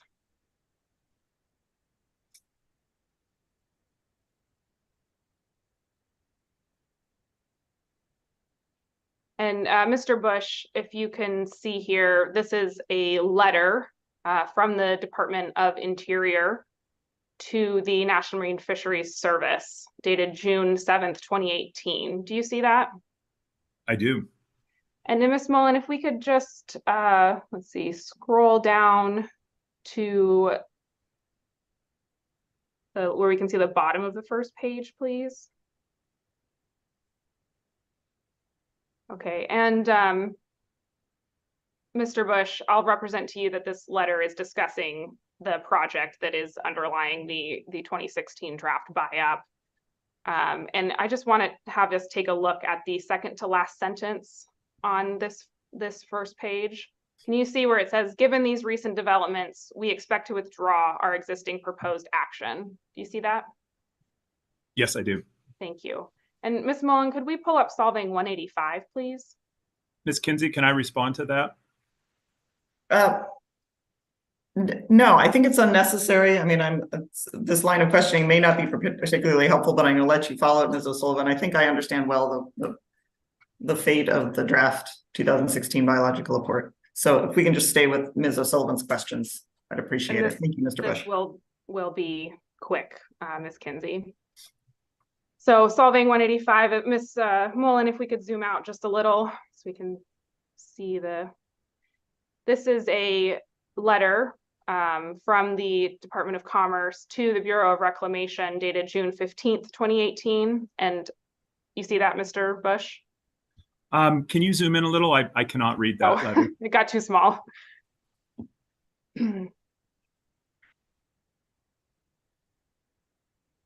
And if we could scroll up just a little so Mr. Bush can see the header, the letterhead. Thank you. So you can see now that it's a letter from the Department of Commerce and NOAA to the Bureau of Reclamation dated June 15th, 2018, correct? That is correct. And I'll represent to you that this is a letter that was in response to the letter we just viewed. Can we go, Ms. Mullen, so we can see the first full paragraph?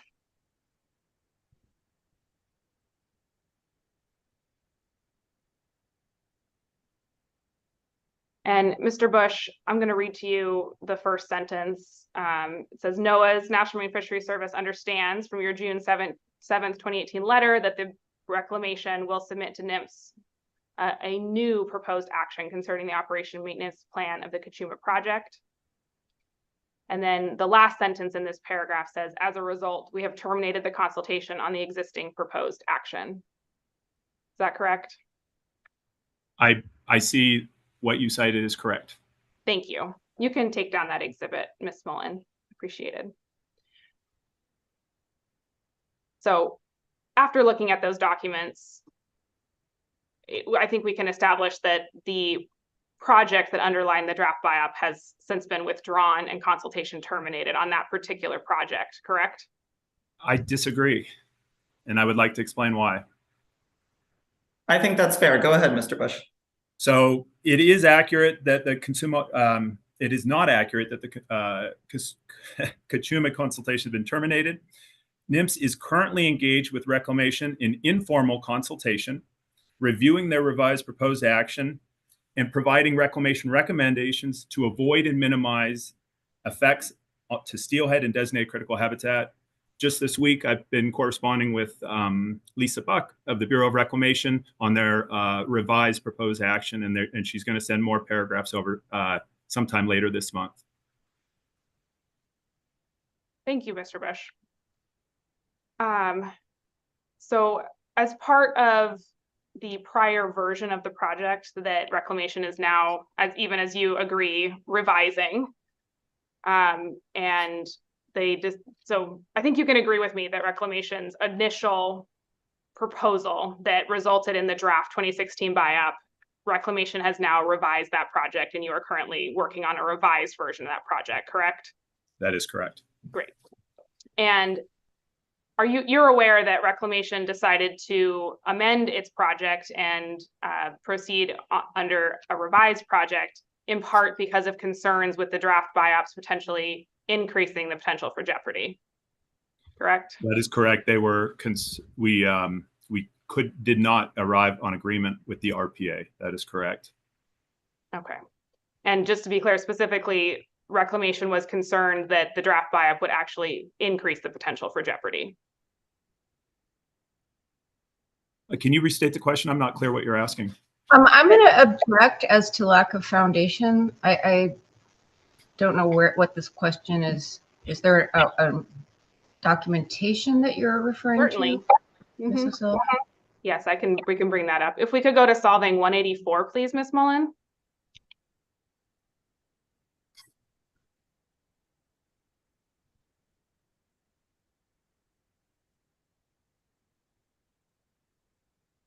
And just by way of orientation, if we could go to the top again, this is the same letter we were just looking at a moment ago from Bureau of Reclamation to NIMS regarding changing their project proposal, and just what we were discussing. So if we can go to page 3 of this document. This is a letter that's enclosed as an attachment to the Bureau of Reclamation letter. And if we could just zoom out a little bit, I don't want to make it too small for Mr. Bush on his screen, but also it's helpful to see more of the document. If we could just scroll down a little bit, Ms. Mullen. And this letter is from several parties to the Bureau of Reclamation, including CCRB, the parent district, and ID1, all parties that we're familiar with. And if we could go to, and Mr. Bush, I'll just pause there. You're following what this document is showing with me? I am following you, correct? Thank you. So if we could just see the first full paragraph in the screen, Ms. Mullen. Okay, and I want to direct our attention, or your attention, Mr. Bush, to the second to last sentence. Starting with those analyses? Yes, thank you. And so I'm going to read that to you. It says, those analyses reveal that the draft BiOp will significantly intensify the effects of drought on listed steelhead and exacerbate problems with predation in the lower San Ynez River, and thus adversely modifying downstream habitat and increasing the potential for jeopardy. You see that language? I see it. Thank you. And if we could just go back to the first page of this document, Ms. Mullen, with the first paragraph being visible.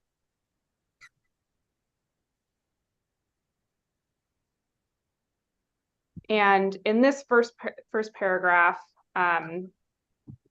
there's language that says these local interests have made significant progress in developing a revised proposed action for the Kachuma project that will improve the steelhead population and habitat, conserve water supplies, and that is scientifically defensible. Do you see that language? Can you point to it? Yes. I think I started in the middle of a sentence because yes. So it's kind of right in the middle of the paragraph. The sentence actually starts with, as you know, the local interest in reclamation. Oh, are we? I'm sorry. I think we need to go up to the first page of the PDF. Apologies. That's why we're not finding it, Mr. Bush. We're looking at a different paragraph. Thank you. Thank you. Yes. Okay. So the second sentence in the first paragraph there. In follow-up to our discussions earlier this month, the local water interests have informed us via the enclosed letter that they have made significant progress in developing a revised proposed action for the Kachuma project that will improve steelhead population and habitat, conserve water supplies, and that is scientifically defensible. Do you see that? I do. Great. And if we could just scroll down a little bit, Ms. Mullen, so we can see the third paragraph, full paragraph on this. And you see there in the third full paragraph, it says reclamation supports the local interest efforts. I see it. Thank you.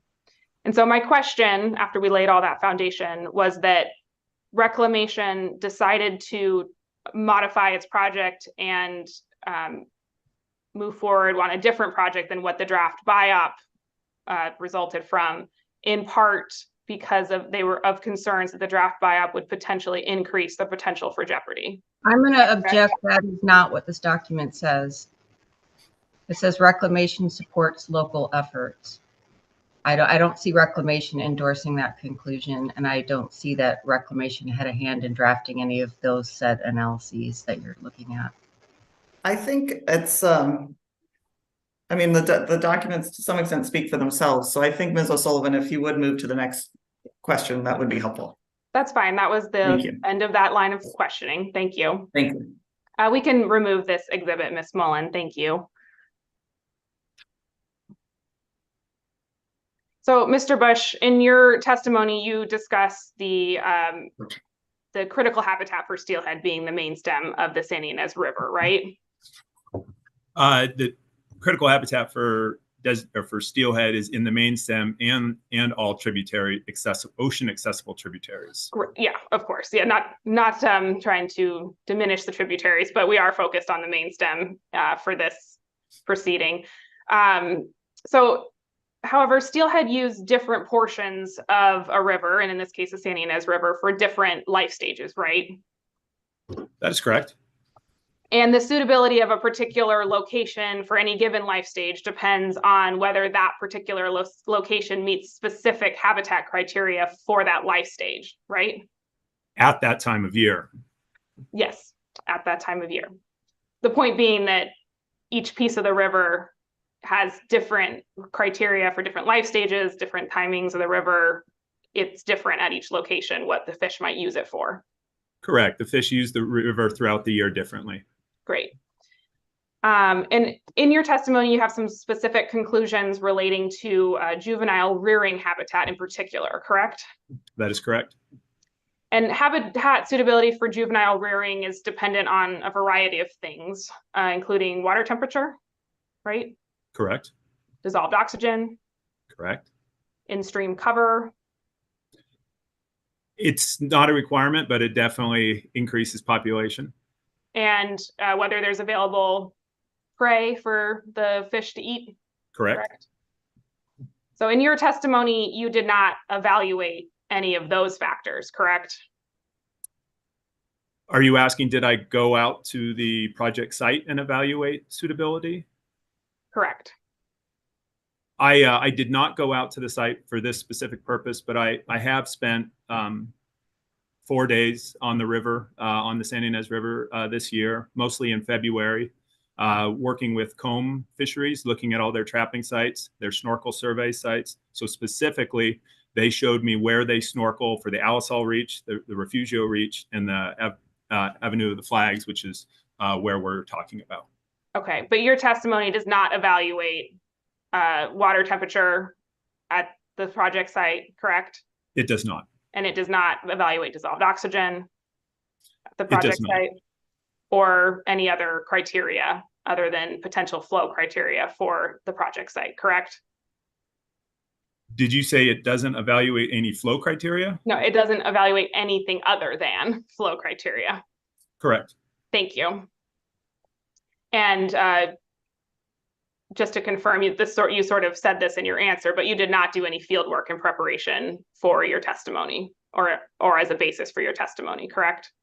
I did not, other than the trip in February that, just to familiarize myself with the entire watershed. But that was not done as part of your work for this project, correct? Correct. Thank you. And you're a biologist, right? Not a hydrologist? That is correct. Yet in your testimony, you can make conclusions about how much the city's project would decrease surface flows, right?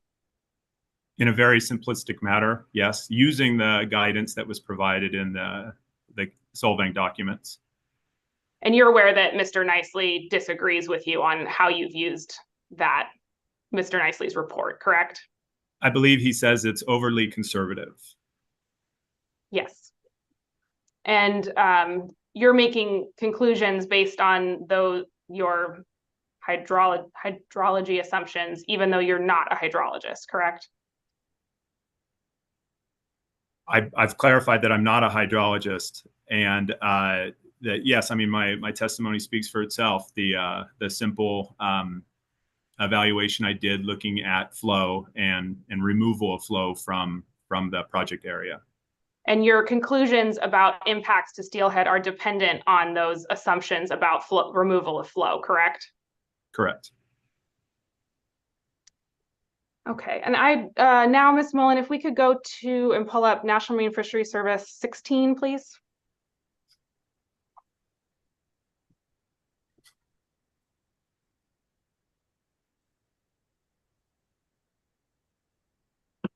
Okay, great. This is I'm asking this because it's not cited as NIF 16 in your testimony, but this is what you refer to as the 2007 incident report in your testimony, correct? Correct. Okay. And you see there that this is dated from 2007. So this letter is roughly 13 years old, correct? That is correct. And your testimony doesn't reference any more recent incident reports, does it? No, it doesn't. And the incident that this report is discussing occurred just upstream of the Alisal Bridge, correct? That is correct. And the letter does not discuss any areas downstream of the Alisal Bridge, does it? When you say the letter, you mean this incident report? Yes, this incident report, excuse me.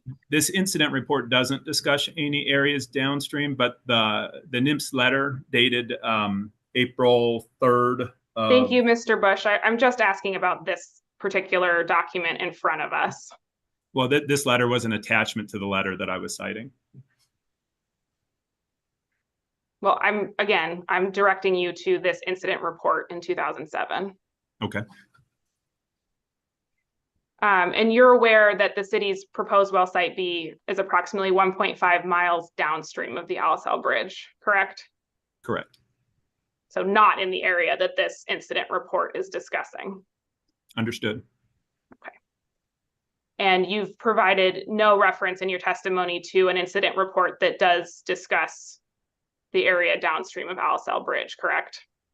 I'm unaware of any surveys that have been done downstream of Alisal Bridge for that would result in an incident report. Okay, thank you. Appreciate your responses today, Mr. Bush. I have no further questions. Thank you. Thank you, Ms. O'Sullivan. I will turn next to Mr. Bivens with CCRB. Do you have any questions for Mr. Bush? Questions for me. Thank you. All right, I will turn to the parent district. None from me. ID number 1. No questions from us. All right, and all I saw guest ranch. No, thank you. All right. The fish entity, other fisheries entities, if you have questions in the form of redirect, essentially in response to Ms. O'Sullivan's questions, you may ask them, and then I will hand things back to you, Ms. Beal, for redirect. Are there questions from CDFW or Caltrout? Not from Caltrout, thank you. Thank you. None from CDFW, thank you. Thank you. Then I guess I'll go ahead. Before we do redirect, I'll ask my question, which is going to be for you, Mr. Bush. It's essentially the same question I asked Dr. Trush, which is, were you responsible or involved in writing the permit terms that CDFW, Caltrout, and NIMS submitted jointly? The proposed permit terms? I was not. That predated my involvement with the project. Okay, great. That probably answers my question. So with that, I will turn back to you, Ms. Beal. Do you have redirect for Mr. Bush? Yeah, I'll just ask him a couple questions. So we're going back to the questioning concerning the 2016 biological opinion. You're familiar with that document, correct? I am. Thank you. Okay. In the analysis of that opinion, produced recommendations for in-stream flow requirements as measured at the Alisal Beach. Objection. I did not discuss in my cross the flow requirements that were proposed by the 2016 BIOP, and I would submit that this line of questioning for redirect is outside the scope of cross. I disagree. I understood your questioning to be impugning the validity of the 2016 biological opinion, and I was going to ask Mr. Bush some questions about its ongoing validity in light of your questions. I think, Ms. Beal, I think I understand, and Ms. O'Sullivan's questions were fairly narrow on the status of the report, and I do understand the status of the 2016 draft biological opinion. So if you can move forward, I direct you to move forward from those questions. Okay. Thank you. I have no other questions. I just want to check with my colleague, Sure. Capdeville, if she has anything. He's helping me. I will also ask my team. I failed to ask my team. Mr. Anderson or Mr. Woldridge, do you have any questions for Mr. Bush? I don't. Okay, I don't have any questions. thank you.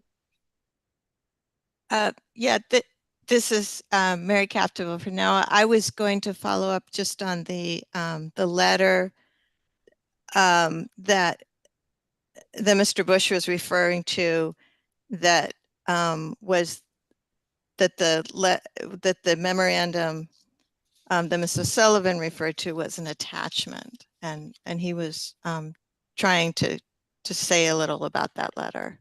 I think that's fair, and whether this is redirect or it's my question, Mr. Bush, maybe I can frame it as a question. Was the 2007 report attached to another letter as an attachment, to your knowledge? Yes, it was, and we have it as an exhibit. What exhibit is that? Do you know? It's one of them. NIM 17. Thank you. I'm sorry, was that NIM 7? 17. 17. All right. Thank you. And Mr. Bush, well, let's bring up NIM 17 if we can.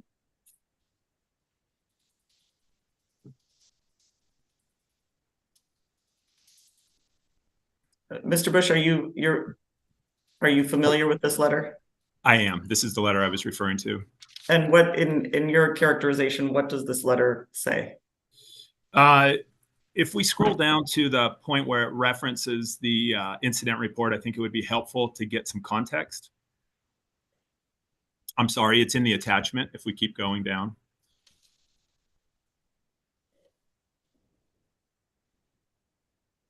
And further.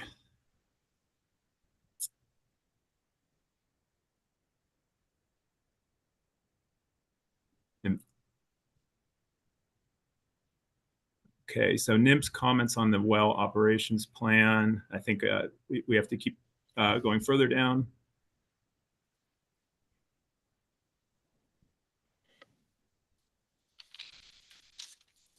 So one thing right here, what you see is that the draft plan produced by the city, it lacks meaningful methods. Objection. This is clearly outside of what we're discussing right now.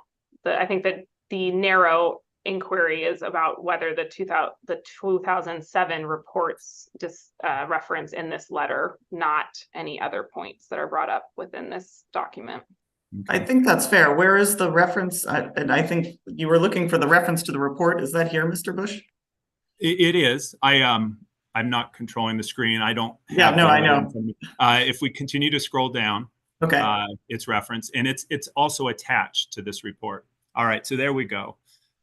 What I was talking about was the beginning of this paragraph that starts at the top of the page. So I believe Ms. Sullivan said that the report didn't apply to downstream, just upstream of Alisal Bridge. But here we talk about the affected reach of the San Ynez River during that time of year. Steelhead are known to migrate upstream and downstream through the river during that time of year and have been observed at the city's well sites during the non-fish season. For instance, several steelhead were observed during late 2007 between the city's existing and proposed wells near Alisal Bridge and subsequently found dead. You know, and we reference the incident report that's attached to this letter. I think that, thank you, Mr. Bush. And then can we, Ms. Mullen, can we scroll to the first page? I just want to see what this letter is. I mean, I can go back to it on my own time too, but. So the purpose of this letter is to provide comments on the city's operations plan that was provided to us. Okay. The draft operations plan. And the date is 2017. Okay. Correct. Thank you. And I must note that a lot of our recommendations are still consistent with what we've been saying since 2017. You can take that down, Ms. Mullen. Thank you.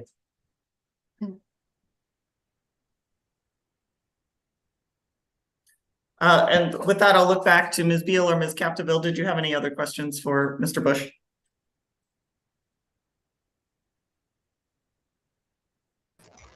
I'll just ask one additional question. Mr. Bush, I understand that you're not a hydrologist by training. In your experience working for NOAA as a biologist and evaluating the effects of withdrawals, water withdrawals in particular on steelhead, have you gained through that experience an understanding of hydrology in terms of how that might affect flows in steelhead habitat? Yes, I have, and mostly they're projects that affect flows similarly to the Solvang project, where it's the concern is when the river flows are already low, anything additional is a significant impact to the species when it prevents migration or just rearing. Thank you. I don't have anything else. Thank you. Thank you. With that, thank you, Mr. Bush. I really appreciate you joining us today and really very much appreciate your testimony in this proceeding. So thank you very much, and you are excused for today. Great. Oh, Ms. Kinsey, if I Yes. may, I had one recross question. Oh, I'm sorry. You're not excused, Mr. Bush. And I forgot Okay. that's my error because I'm not checking my boxes. Ms. O'Sullivan, based on the redirect, do you have any additional questions? Just one, Ms. Kinsey. Mr. Bush, that 2017 letter from the National Marine Fisheries Service that we were just looking at, that predates the city's current version of the project, correct? Scaled down version of the project? It does. That is correct. Thank you. That's all, Ms. Kinsey. Thank you. Thank you. And with that, Mr. Bush, I think I can mean it this time. I really appreciate your testimony and thank you for being here. And you are now officially excused.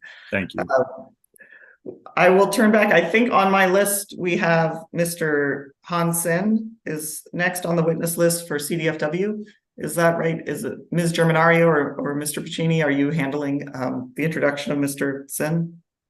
Yes, thanks. I'll be handling that. And I can first administer the oath, but actually, if I may, before we do that, we want to raise a very brief housekeeping item before Mr. Sin goes on. So just recently, CDFW became aware that U.S. Fish and Wildlife Service designated Western pond turtle as a candidate species for listing under the Federal Endangered Species Act. This was on October 3rd, 2023. That was after the deadline for submission of case chief written testimony. And we became aware through a notice in the Federal Register. So at this time, given that recent change in status, CDFW wanted to request a judicial notice of the listing decision. And for the benefit of Officer Kenzie and this body, we wanted to just assert the listing of the species as a candidate is subject to judicial notice under Evidence Code, Section 451, Subdivision F, and Section 452, Subdivision B, C, and H. And we wanted to present two possible options. We believe this body can take judicial notice sua sponte, or we can actually file a formal request if that's preferred. And will you repeat for me, Ms. Germanario, the designation was with designating the Western pond turtle in what category? I have candidate species for listing under the Federal Endangered Species Act. Candidate species for listing under the ESA, the federal ESA. Correct.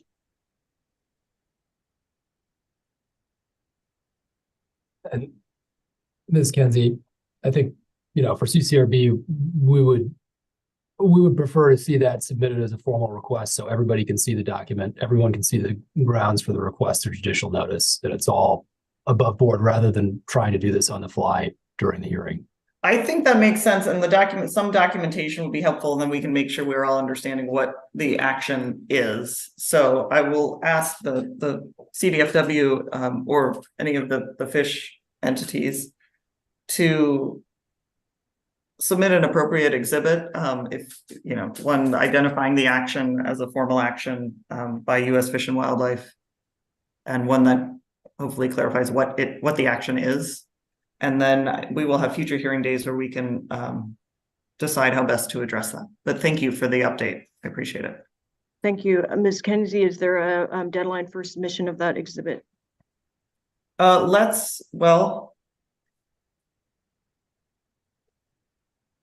I think we put sideboards on our discussion for next week that we were only going to address what to do with Mr. Demuha's testimony. So I think we'll come back to it, but how about a week from now? Is that sufficient time? I believe so. Thank you. And we'll address it when we meet, whether it's in November or December, at the end of November or December. Thank you. Thank you.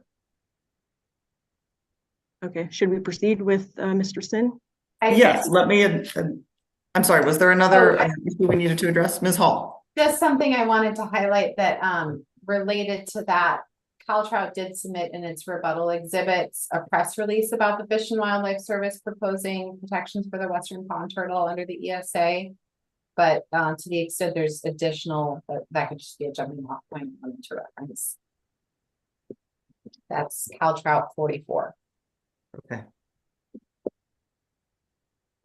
Thank Ms. you. Kinsey, I just want to second Mr. Bivens's, the city agrees that we would like to see this in writing. And I just want to note that, you know, Mr. Menario said this was designated on October 3rd, which is over a month ago. And this is the second time that CDFW has presented brand new information that was available weeks prior at the start of a witness. And I point that out only that it's harder to react as the city when things are brought up in that manner as opposed to in advance. I noted, and I appreciate that. And I was thinking about the timing too, because we do have, but we'll get to this. I mean, we do have Caltrout submitting the press release. So there was knowledge of what had happened. On the other hand, as I'm thinking of this on the fly, if it is an ESA designation, it's something that should be taken into account in any final order. That's in the city's interest as much as anybody else. So we should think about how to incorporate that. So we'll address it down the line, but let's get something in writing and then we can all respond, hopefully thoughtfully to that. But thank you. I understand your point, Mrs. Sullivan. Okay, thank you. Is now a good time to proceed with Mr. Sin? Yes, let's go ahead and proceed. Mr. Sin, welcome. Thank you for joining us this morning. If you would please raise your right hand and I will administer the oath. Mr. Sin, do you swear or affirm under the penalty of perjury that the testimony you will give in this hearing will be the truth, the whole truth, and nothing but the truth? Yes, I do. So help me God. Thank you. You're welcome. Ms. Mullen, can we go to slide 1 of my submitted testimony of the verbal slides? And Mr. Sin or Ms. Germanario, can you identify an exhibit number for us, please, for Mr. Sin's testimony? Yeah, sorry about that. CDFW 52. Thank you. If I may, sorry, I believe it's for the written testimony. Wait, can you have Mr. Sin affirm both his written testimony and then also his slides for purposes of bringing up the slides as well? Oh, correct. I just wanted to point out for the slides, it would be CDFW 52 errata, and then for the written testimony, it would be CDFW 53 errata. Okay, thank you.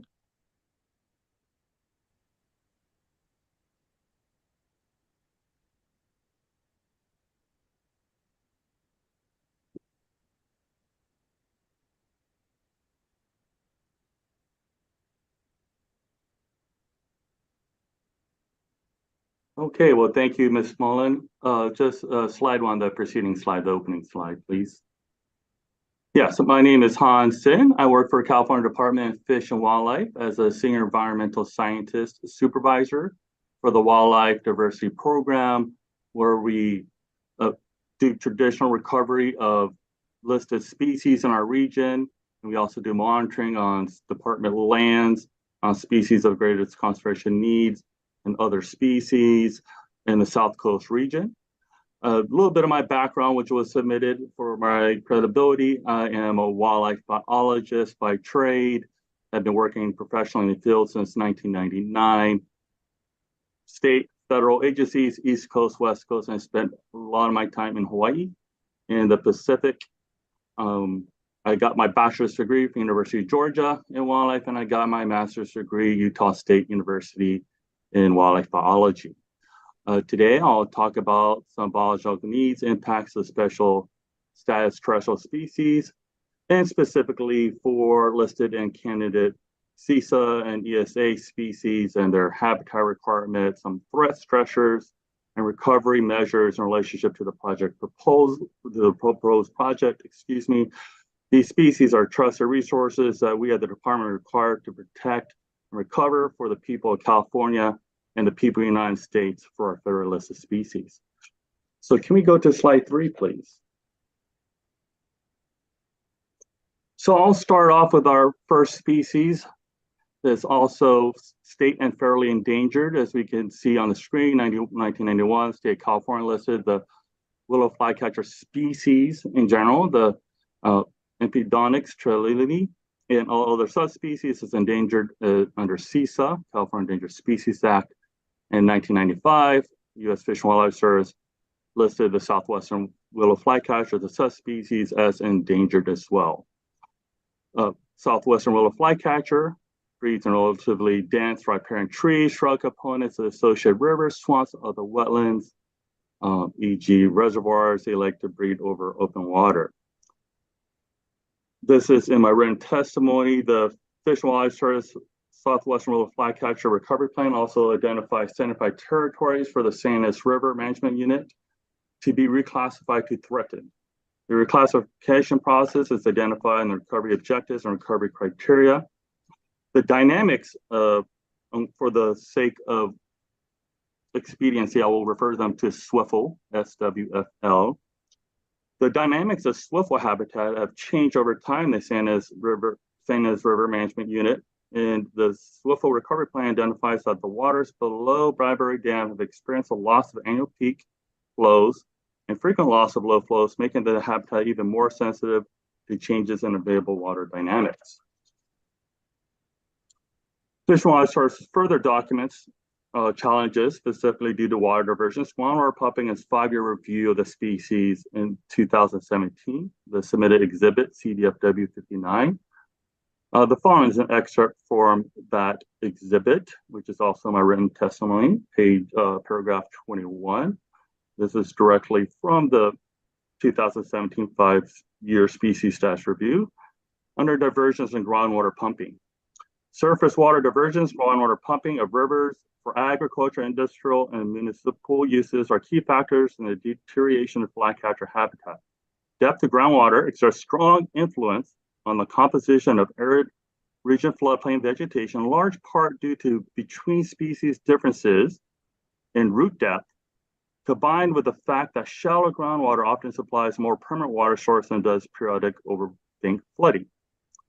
The southwestern river flow groundwater appropriate, meaning that many different individuals, corporations, tribes, government entities own the rights to withdraw and use the water within a specific set of allocations priorities. The current state of depleted groundwater resources, combined with anticipated future human growth and water demands, lead to ongoing concerns for density and abundance of shallow-rooted riparian plants the flycatcher relies on. The principal effect of diversion and groundwater pumping activities on flycatcher habitat is a simple reduction of water in the river and ecosystems, lowering of associated subsurface water tables, therefore removing or reducing the essential components that create conditions for abundant riparian habitat to persist. Water and streams can be removed bit by bit through many shallow groundwater pumps and diversions. In other instances, surface water can effectively cease through larger diversion dams. Without elevated groundwater tables, native woody riparian vegetation such as willow and cottonwood is unable to germinate and grow and flourish. The drying of riparian areas and or lowering of groundwater tables through diversions and groundwater pumping reduces ability of the area to support the abundance and distribution of riparian vegetation and moist conditions necessary for flycatcher territories and successful reproduction, and concurrently creates drier conditions more conducive to the occurrence of tamarisk and fire. The 2002 SWFL Recovery Plan and 2017 SWFL 5-year review of the species clearly articulates the challenges for the recovery of this imperiled species that has experienced a severe decline over time, particularly due to loss and deterioration of the species habitat on San Ynez River. Specifically, some of those challenges have included changed flow dynamics downstream of the Bradbury Dam, diversions of groundwater pumping, climate change, brown-headed cowbird brood parasitism, and increased human population growth and associated demands for water.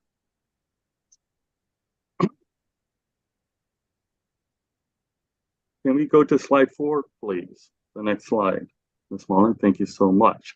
So we want to talk about some specific population trends on the San Ynez River for this endangered species. So in 2020 to 2022, CDFW, in conjunction with Fish and Wildlife Service and National Fish and Wildlife Foundation, have implemented an ESA Section 6 grant to conduct gap surveys for leaf-spills vireo and other riparian species in this river and other riparian corridors. Gap surveys are defined as surveying areas where there's a gap in knowledge regarding the presence of particular species and their respective trend over time. In the surveys, they found 3 swiftles 2.2 miles downstream of well site B, 2021 and 2021, same area, and 2 in 2022. And with that, we have designated critical habitat that occurs 2,000 feet downstream of the proposed well site B to Lompoc. We will see a map of that here in a little bit. So as far as a trend of swiftfowl on the San Ynez River, the Fish and Wildlife Service swiftfowl recovery plan showed there's 33 swiftfowl territories from 1993 to 2001. This is in paragraph 31 of my testimony. The 2014 U.S. Fish and Wildlife Service 5-year review identified 2007. And in 2002, 2 swiftfowl were detected. Next slide, please. So we're moving on to our next species, leaf-spills vireo. Leaf-spills vireo was listed as a federal endangered species under the federal ESA in '86. It was listed as state endangered under California Endangered Species Act in 1980. Extensive breeding habitat loss, segregation, and brood parasitism by brown-headed cowbirds have resulted in range-wide leaf-spills vireo declines. For sake of ease, I will just call them vireo from here on out, if that's okay. The vireo inhabits low elevation riparian habitats with a dense shrub understory that is near water. The ideal habitat contains both canopy and shrub layers.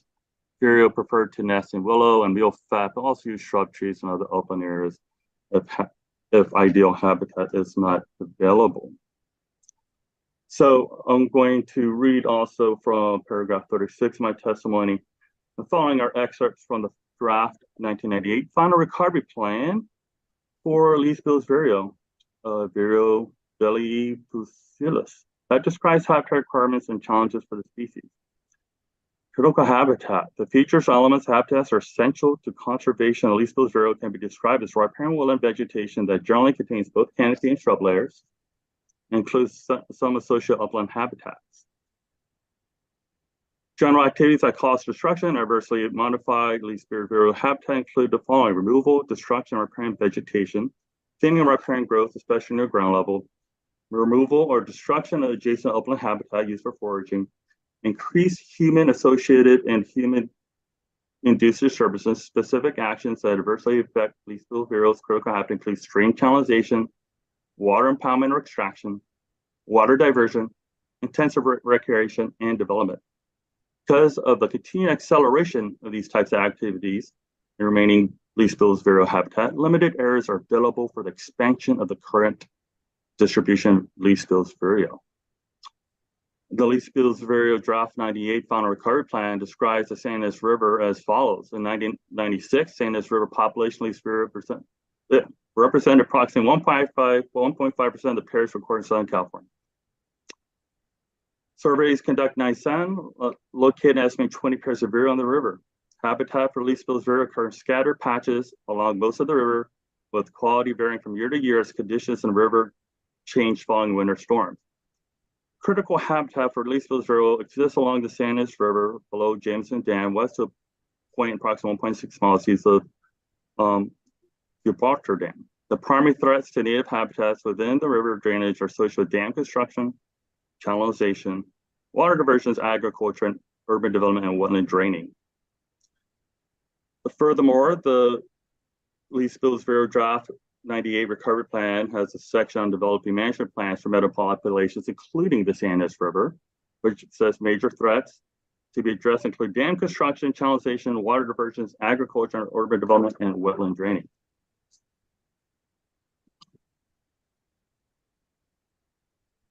Also, the Fish and Wildlife Service developed a lease bills Vero recovery framework guidance document in 2020. This document describes ongoing future threats to Vero, which include associated or altered hydrology and association with climate change and changes in water management. Similarly to Swiffle, Vero occupy riparian habitat thick, dense cover. The same challenges facing Swiffle have been documented Vero in above mentioned documents. Specifically, the challenges facing Vero include diversion, smaller pumping, climate change, brown-headed cowbird, brood parasitism, increasing human population, associated demands for water.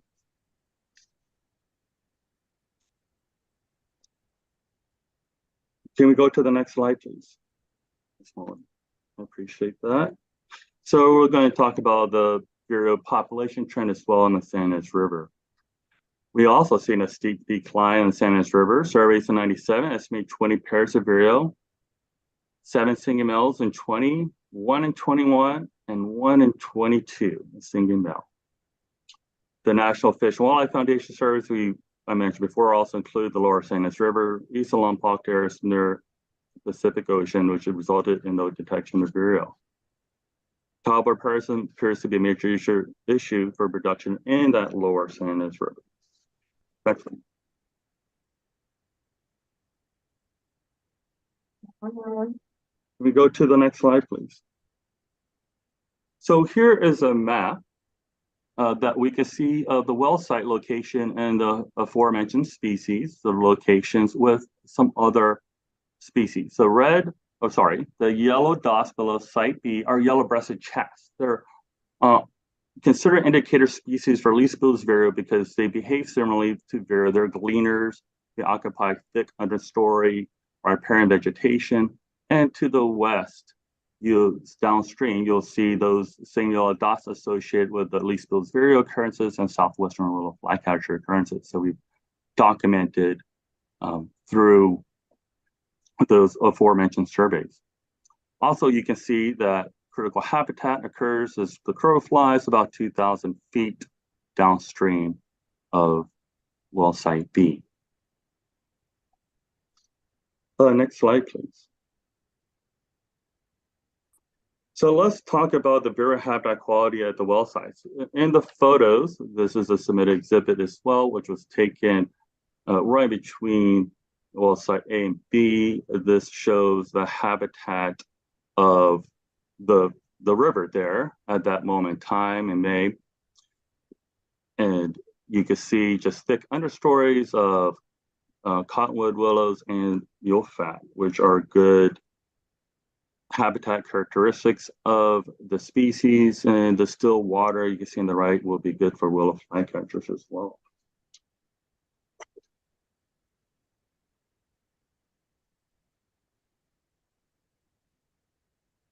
One second. And with that, this will be in paragraph 44 of my testimony. We've noted that high quality Vero habitat is present right below well site B. One, as I described, the yellow-breasted chats were observed several hundred feet below well site B.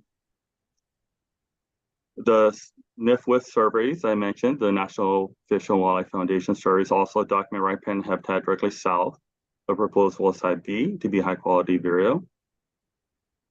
That was also submitted as data, CDFW 60. Those photos were taken May 18th, 2023, and they show good quality habitat.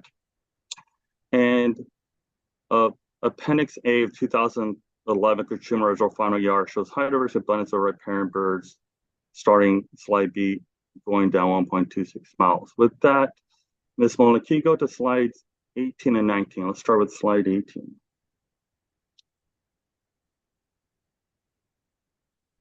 Thank you, I appreciate that. So in the 2011 Kachuma EIR, they had a map of location of willow flycatcher and suitable habitat. And we had georeferenced and put in site A and site B. So that little figure on the right says it's approximately 1.7 miles, which is the distance of that segment of suitable habitat for the southwestern willow flycatcher that does overlap with site B, and a sighting of southwestern willow flycatcher in red, one east of Highway 11, which we don't have a record of that, but there's a record here that they documented. Next slide, please.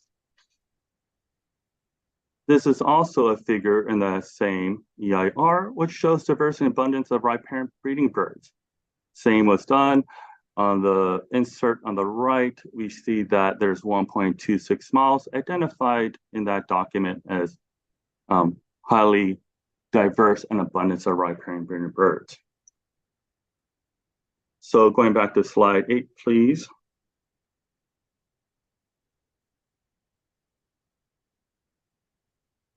So yes, we have documented good habitat types at well site B, and even with the sourced information that was used for the EIR with the city of Solvang that referenced the Kachuma EIR, that shows that quality habitat does occur there. Next slide, please. All right, let's shift gears and talk about amphibians.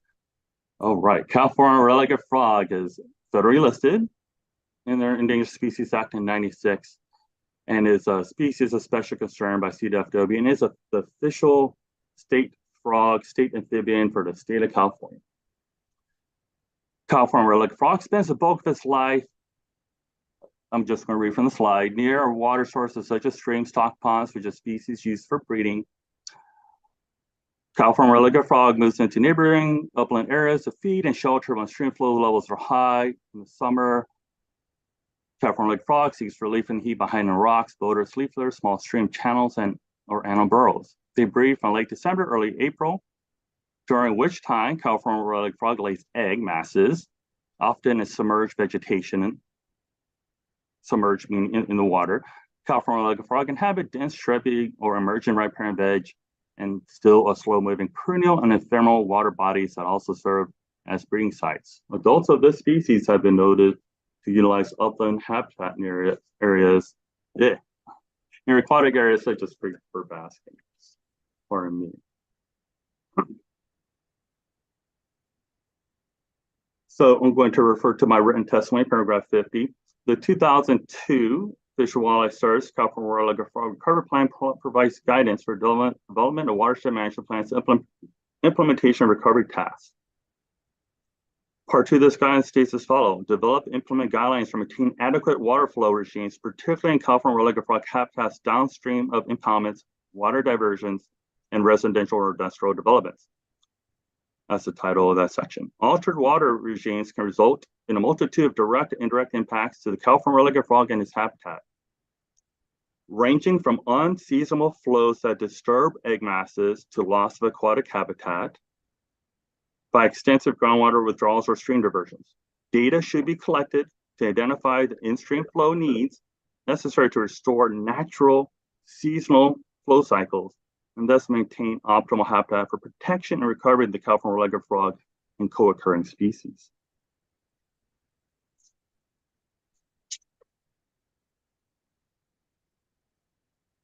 For my testimony, there's a page 18, line 3, provide water budgets to county planners, water districts that identify needs for California red-legged frogs.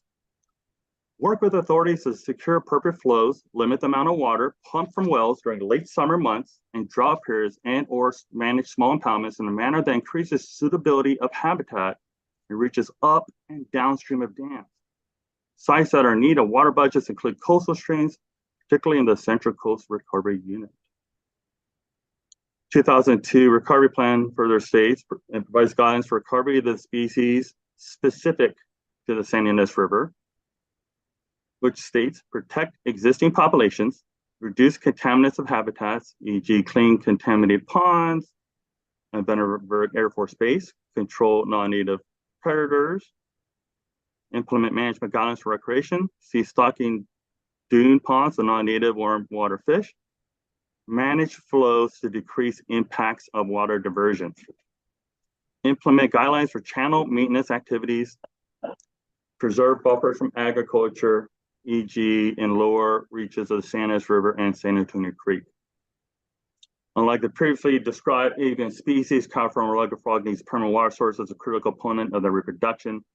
Given this important need, they're more likely to be affected by anything that causes reduction of habitat, which includes droughts, fire, diversions, water pumping. These identified stressors can have a compound and synergistic effect on each other. For example, during hot and dry conditions like a dry pond, groundwater pumping could increase to accommodate local ag or domestic needs, which could lead to acceleration of desiccation pond and pool habitats that are supported by groundwater. For California red-legged frog to survive, essential habitat components must be protected, not just breeding habitat. Non-breeding habitat must have sufficient moisture, sufficient cover to moderate temperatures, and protection from predators. Buffers should not be a standard distance, but should instead be an area large enough to maintain essential features of that area. Tartarian recommends that breeding and non-breeding sites need to be connected. A minimum of 92 meters of upland habitat must surround aquatic habitat should extend the length of the creek. Object cover, i.e. down logs, trees, boulders, must be present for escape cover and refugia. Lastly, suitable habitat should not be generalized and should be based on the expert opinion of field biologists or field study to monitor California red-legged frogs. Next slide, please. All right, our 4 species was western pond turtles. We talked about some avian species, some amphibian species. Let's talk about reptilian species, western pond turtle. I will go to the second point is in regards to petitioning once we submit that information. Western pond turtle occupies a wide variety of wetland habitats, including rivers and streams, both permanent, intermittent, lakes, ponds, reservoirs, permanent, ephemeral, shallow wetlands, stock ponds, etc. Optimal habitat characterized by the presence of adequate emergent basking sites, emergent vegetation, and the presence of suitable refugia in the form of undercut banks, submerged vegetation, mud, rocks, and logs. Overwintering estivation sites are typically located in upland areas, maybe up to 1640 feet, 500 meters from the water. Excuse me.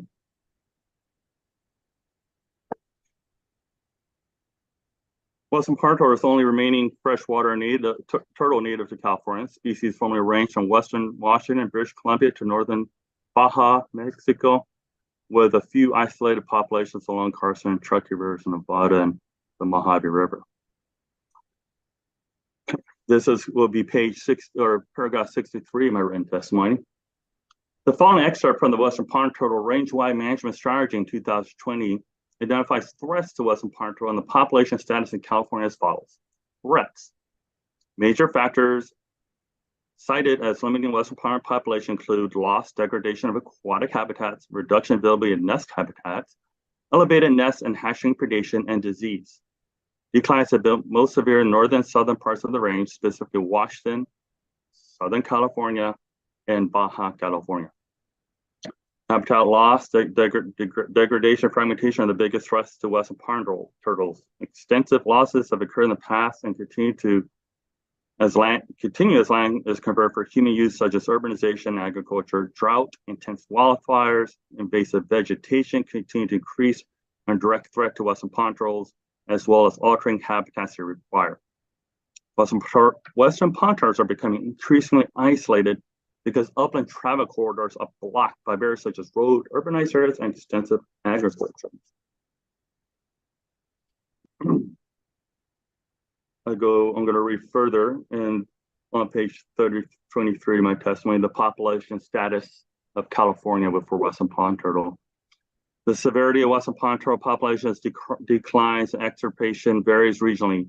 In Southern California, extensive land conversion primary to urban has resulted in widespread extirpation, and many remaining populations are small, isolated, and declining. In addition to past ongoing habitat loss and fragmentation, western pond turtles are threatened by invasive species, water diversions and dams, and drought. Several small populations appear to have been extirpated during California's recent exceptional drought.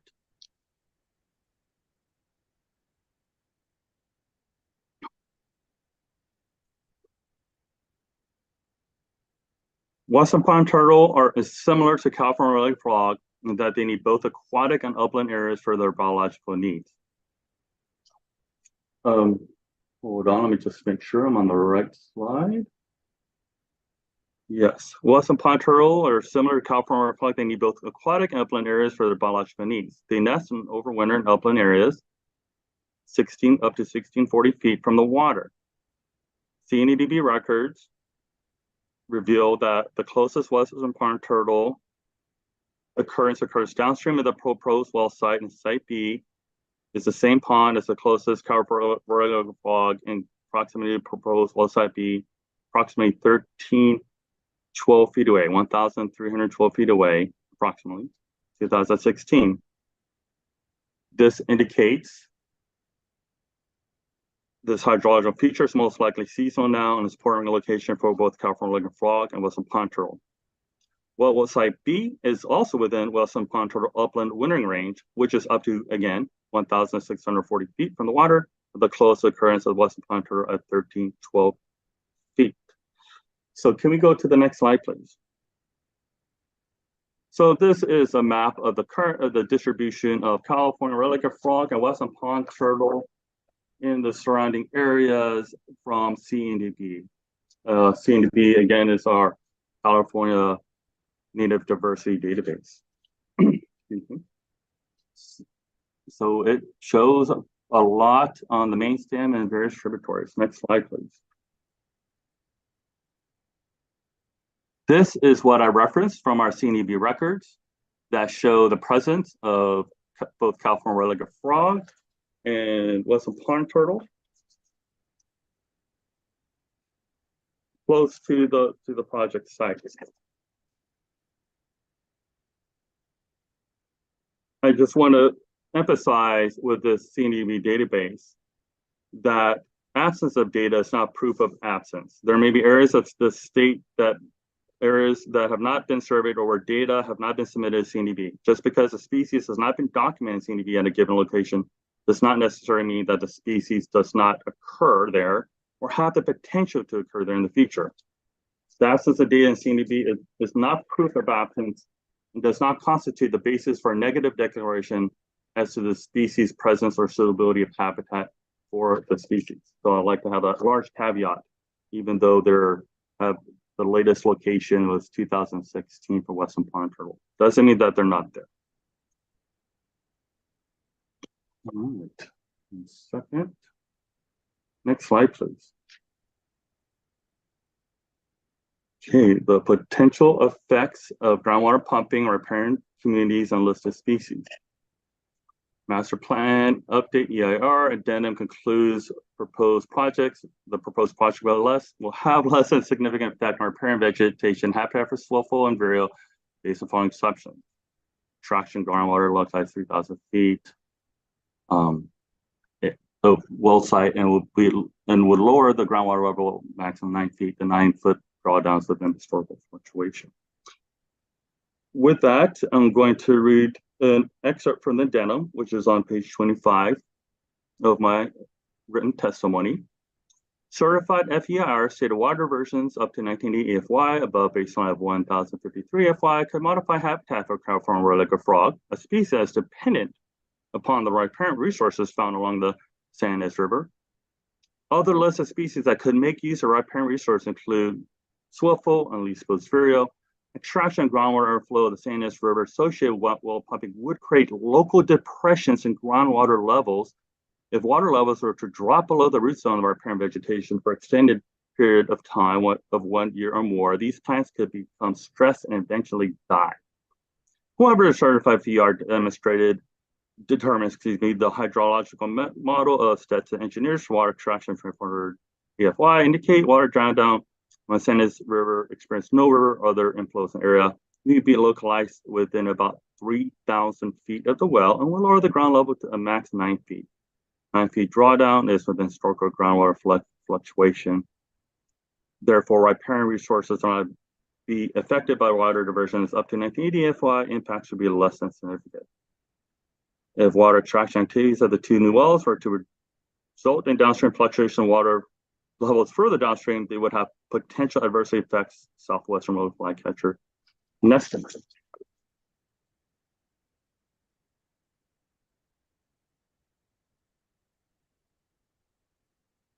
I'm going to refer to paragraph 29 of my written testimony. And there is an excerpt as well from the addendum where it states southwestern willow flycatcher release bills are not expected to nest on site because existing riparian habitat vegetation located in a small band along the river and small remnants at the proposed well site B are not extensive enough to support breeding habitat for these species. More expensive habitat, which is more suitable for these species, does occur 1.3 miles downstream of well site B, which is well outside the revised project area. Can you go to slide 16, please, Ms. Mullen? Thank you so much. This slide is also CDFW 86, exhibit 86. So what we're looking at is a hydrograph of a monitoring well right at well site B. And what we have shown here is a graph of the data. This is not modeling data. I am not a hydrologist. This is just data of what the water levels were since 1935 to 2022. Excuse me. The green line is right where the well is at ground level. The red line is the riverbed elevation.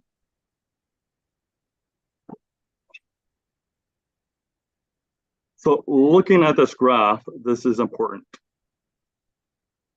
This shows the depth of water below the river. So in paragraph 74, I document Black Willow has a maximum root depth 7.87 feet. Fremont Cottonwood maximum depth of 6.89 feet, about 7-8 feet.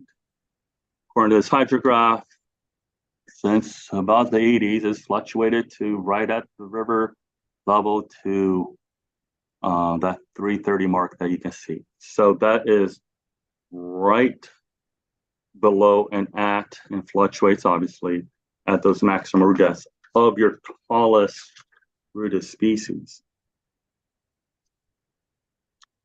And as I mentioned before, there's various root depths of various plant species in the riparian corridor. You have various plant communities of various root depths, whether it's herbaceous and the thick understory that we had mentioned for vireo flycatcher, obviously will have shorter root depths than your larger statured trees. That is a very huge point in my analysis. Slide 21, please. This will be my last slide, the conclusion slide.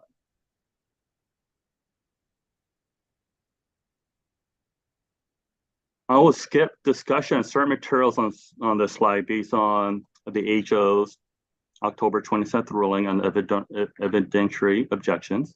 So I'm going to just focus on the second to the last point. The Swiftwood Recovery Plan states that cottonwood and willow forests thrive for groundwaters less than 3 meters deep. 3 meters is approximately about 10 feet.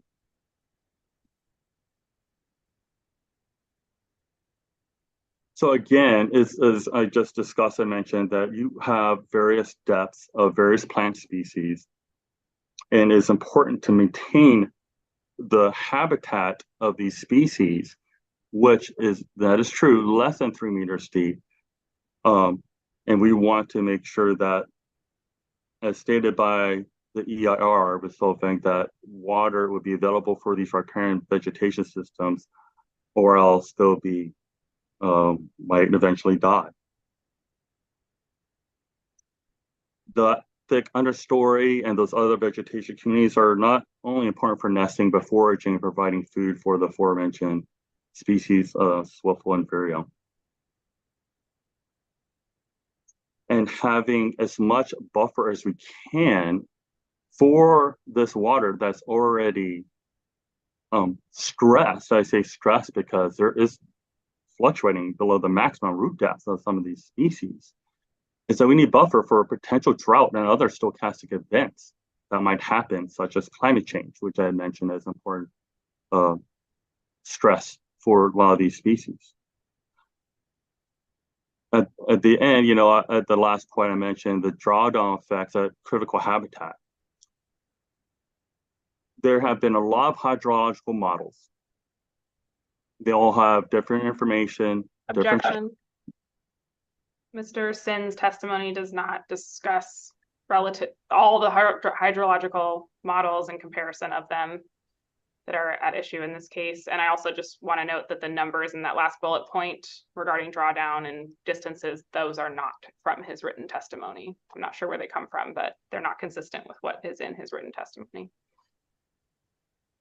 Ms. Germinario, do you want to respond? I think I would respond that Mr. Sin does discuss various hydrologic analyses. In paragraph 74, he discusses the analysis of Mr. Demuha. In paragraph 70, he discusses the addendum's revised water use analysis with GSI, and also Mr. Demuha's analysis. So there are bases for that.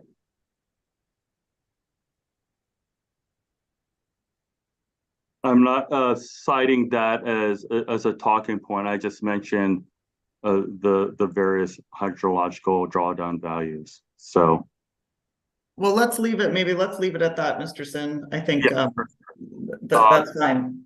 The point I was trying to make is the riparian system is stressed. So any further drawdown will cause stress to an already stressed system. Paragraph 83 of my testimony, based on literature, it's apparent that riparian corridors of San Luis River are critical for the continuing existence of these species, maintain not only riparian community, which is important for all aforementioned species, but also available surface water is important to avoid further risk to or extirpation of these species in the San Luis River. These species have also experienced an overall downward trend in their respective population in San Luis River and other locations. Extended drought periods with additional groundwater pumping for agriculture uses and general human consumption, coupled with modification of the historical waterways, including damming channelization in some areas, have been documented to have a large impact on the species and project area.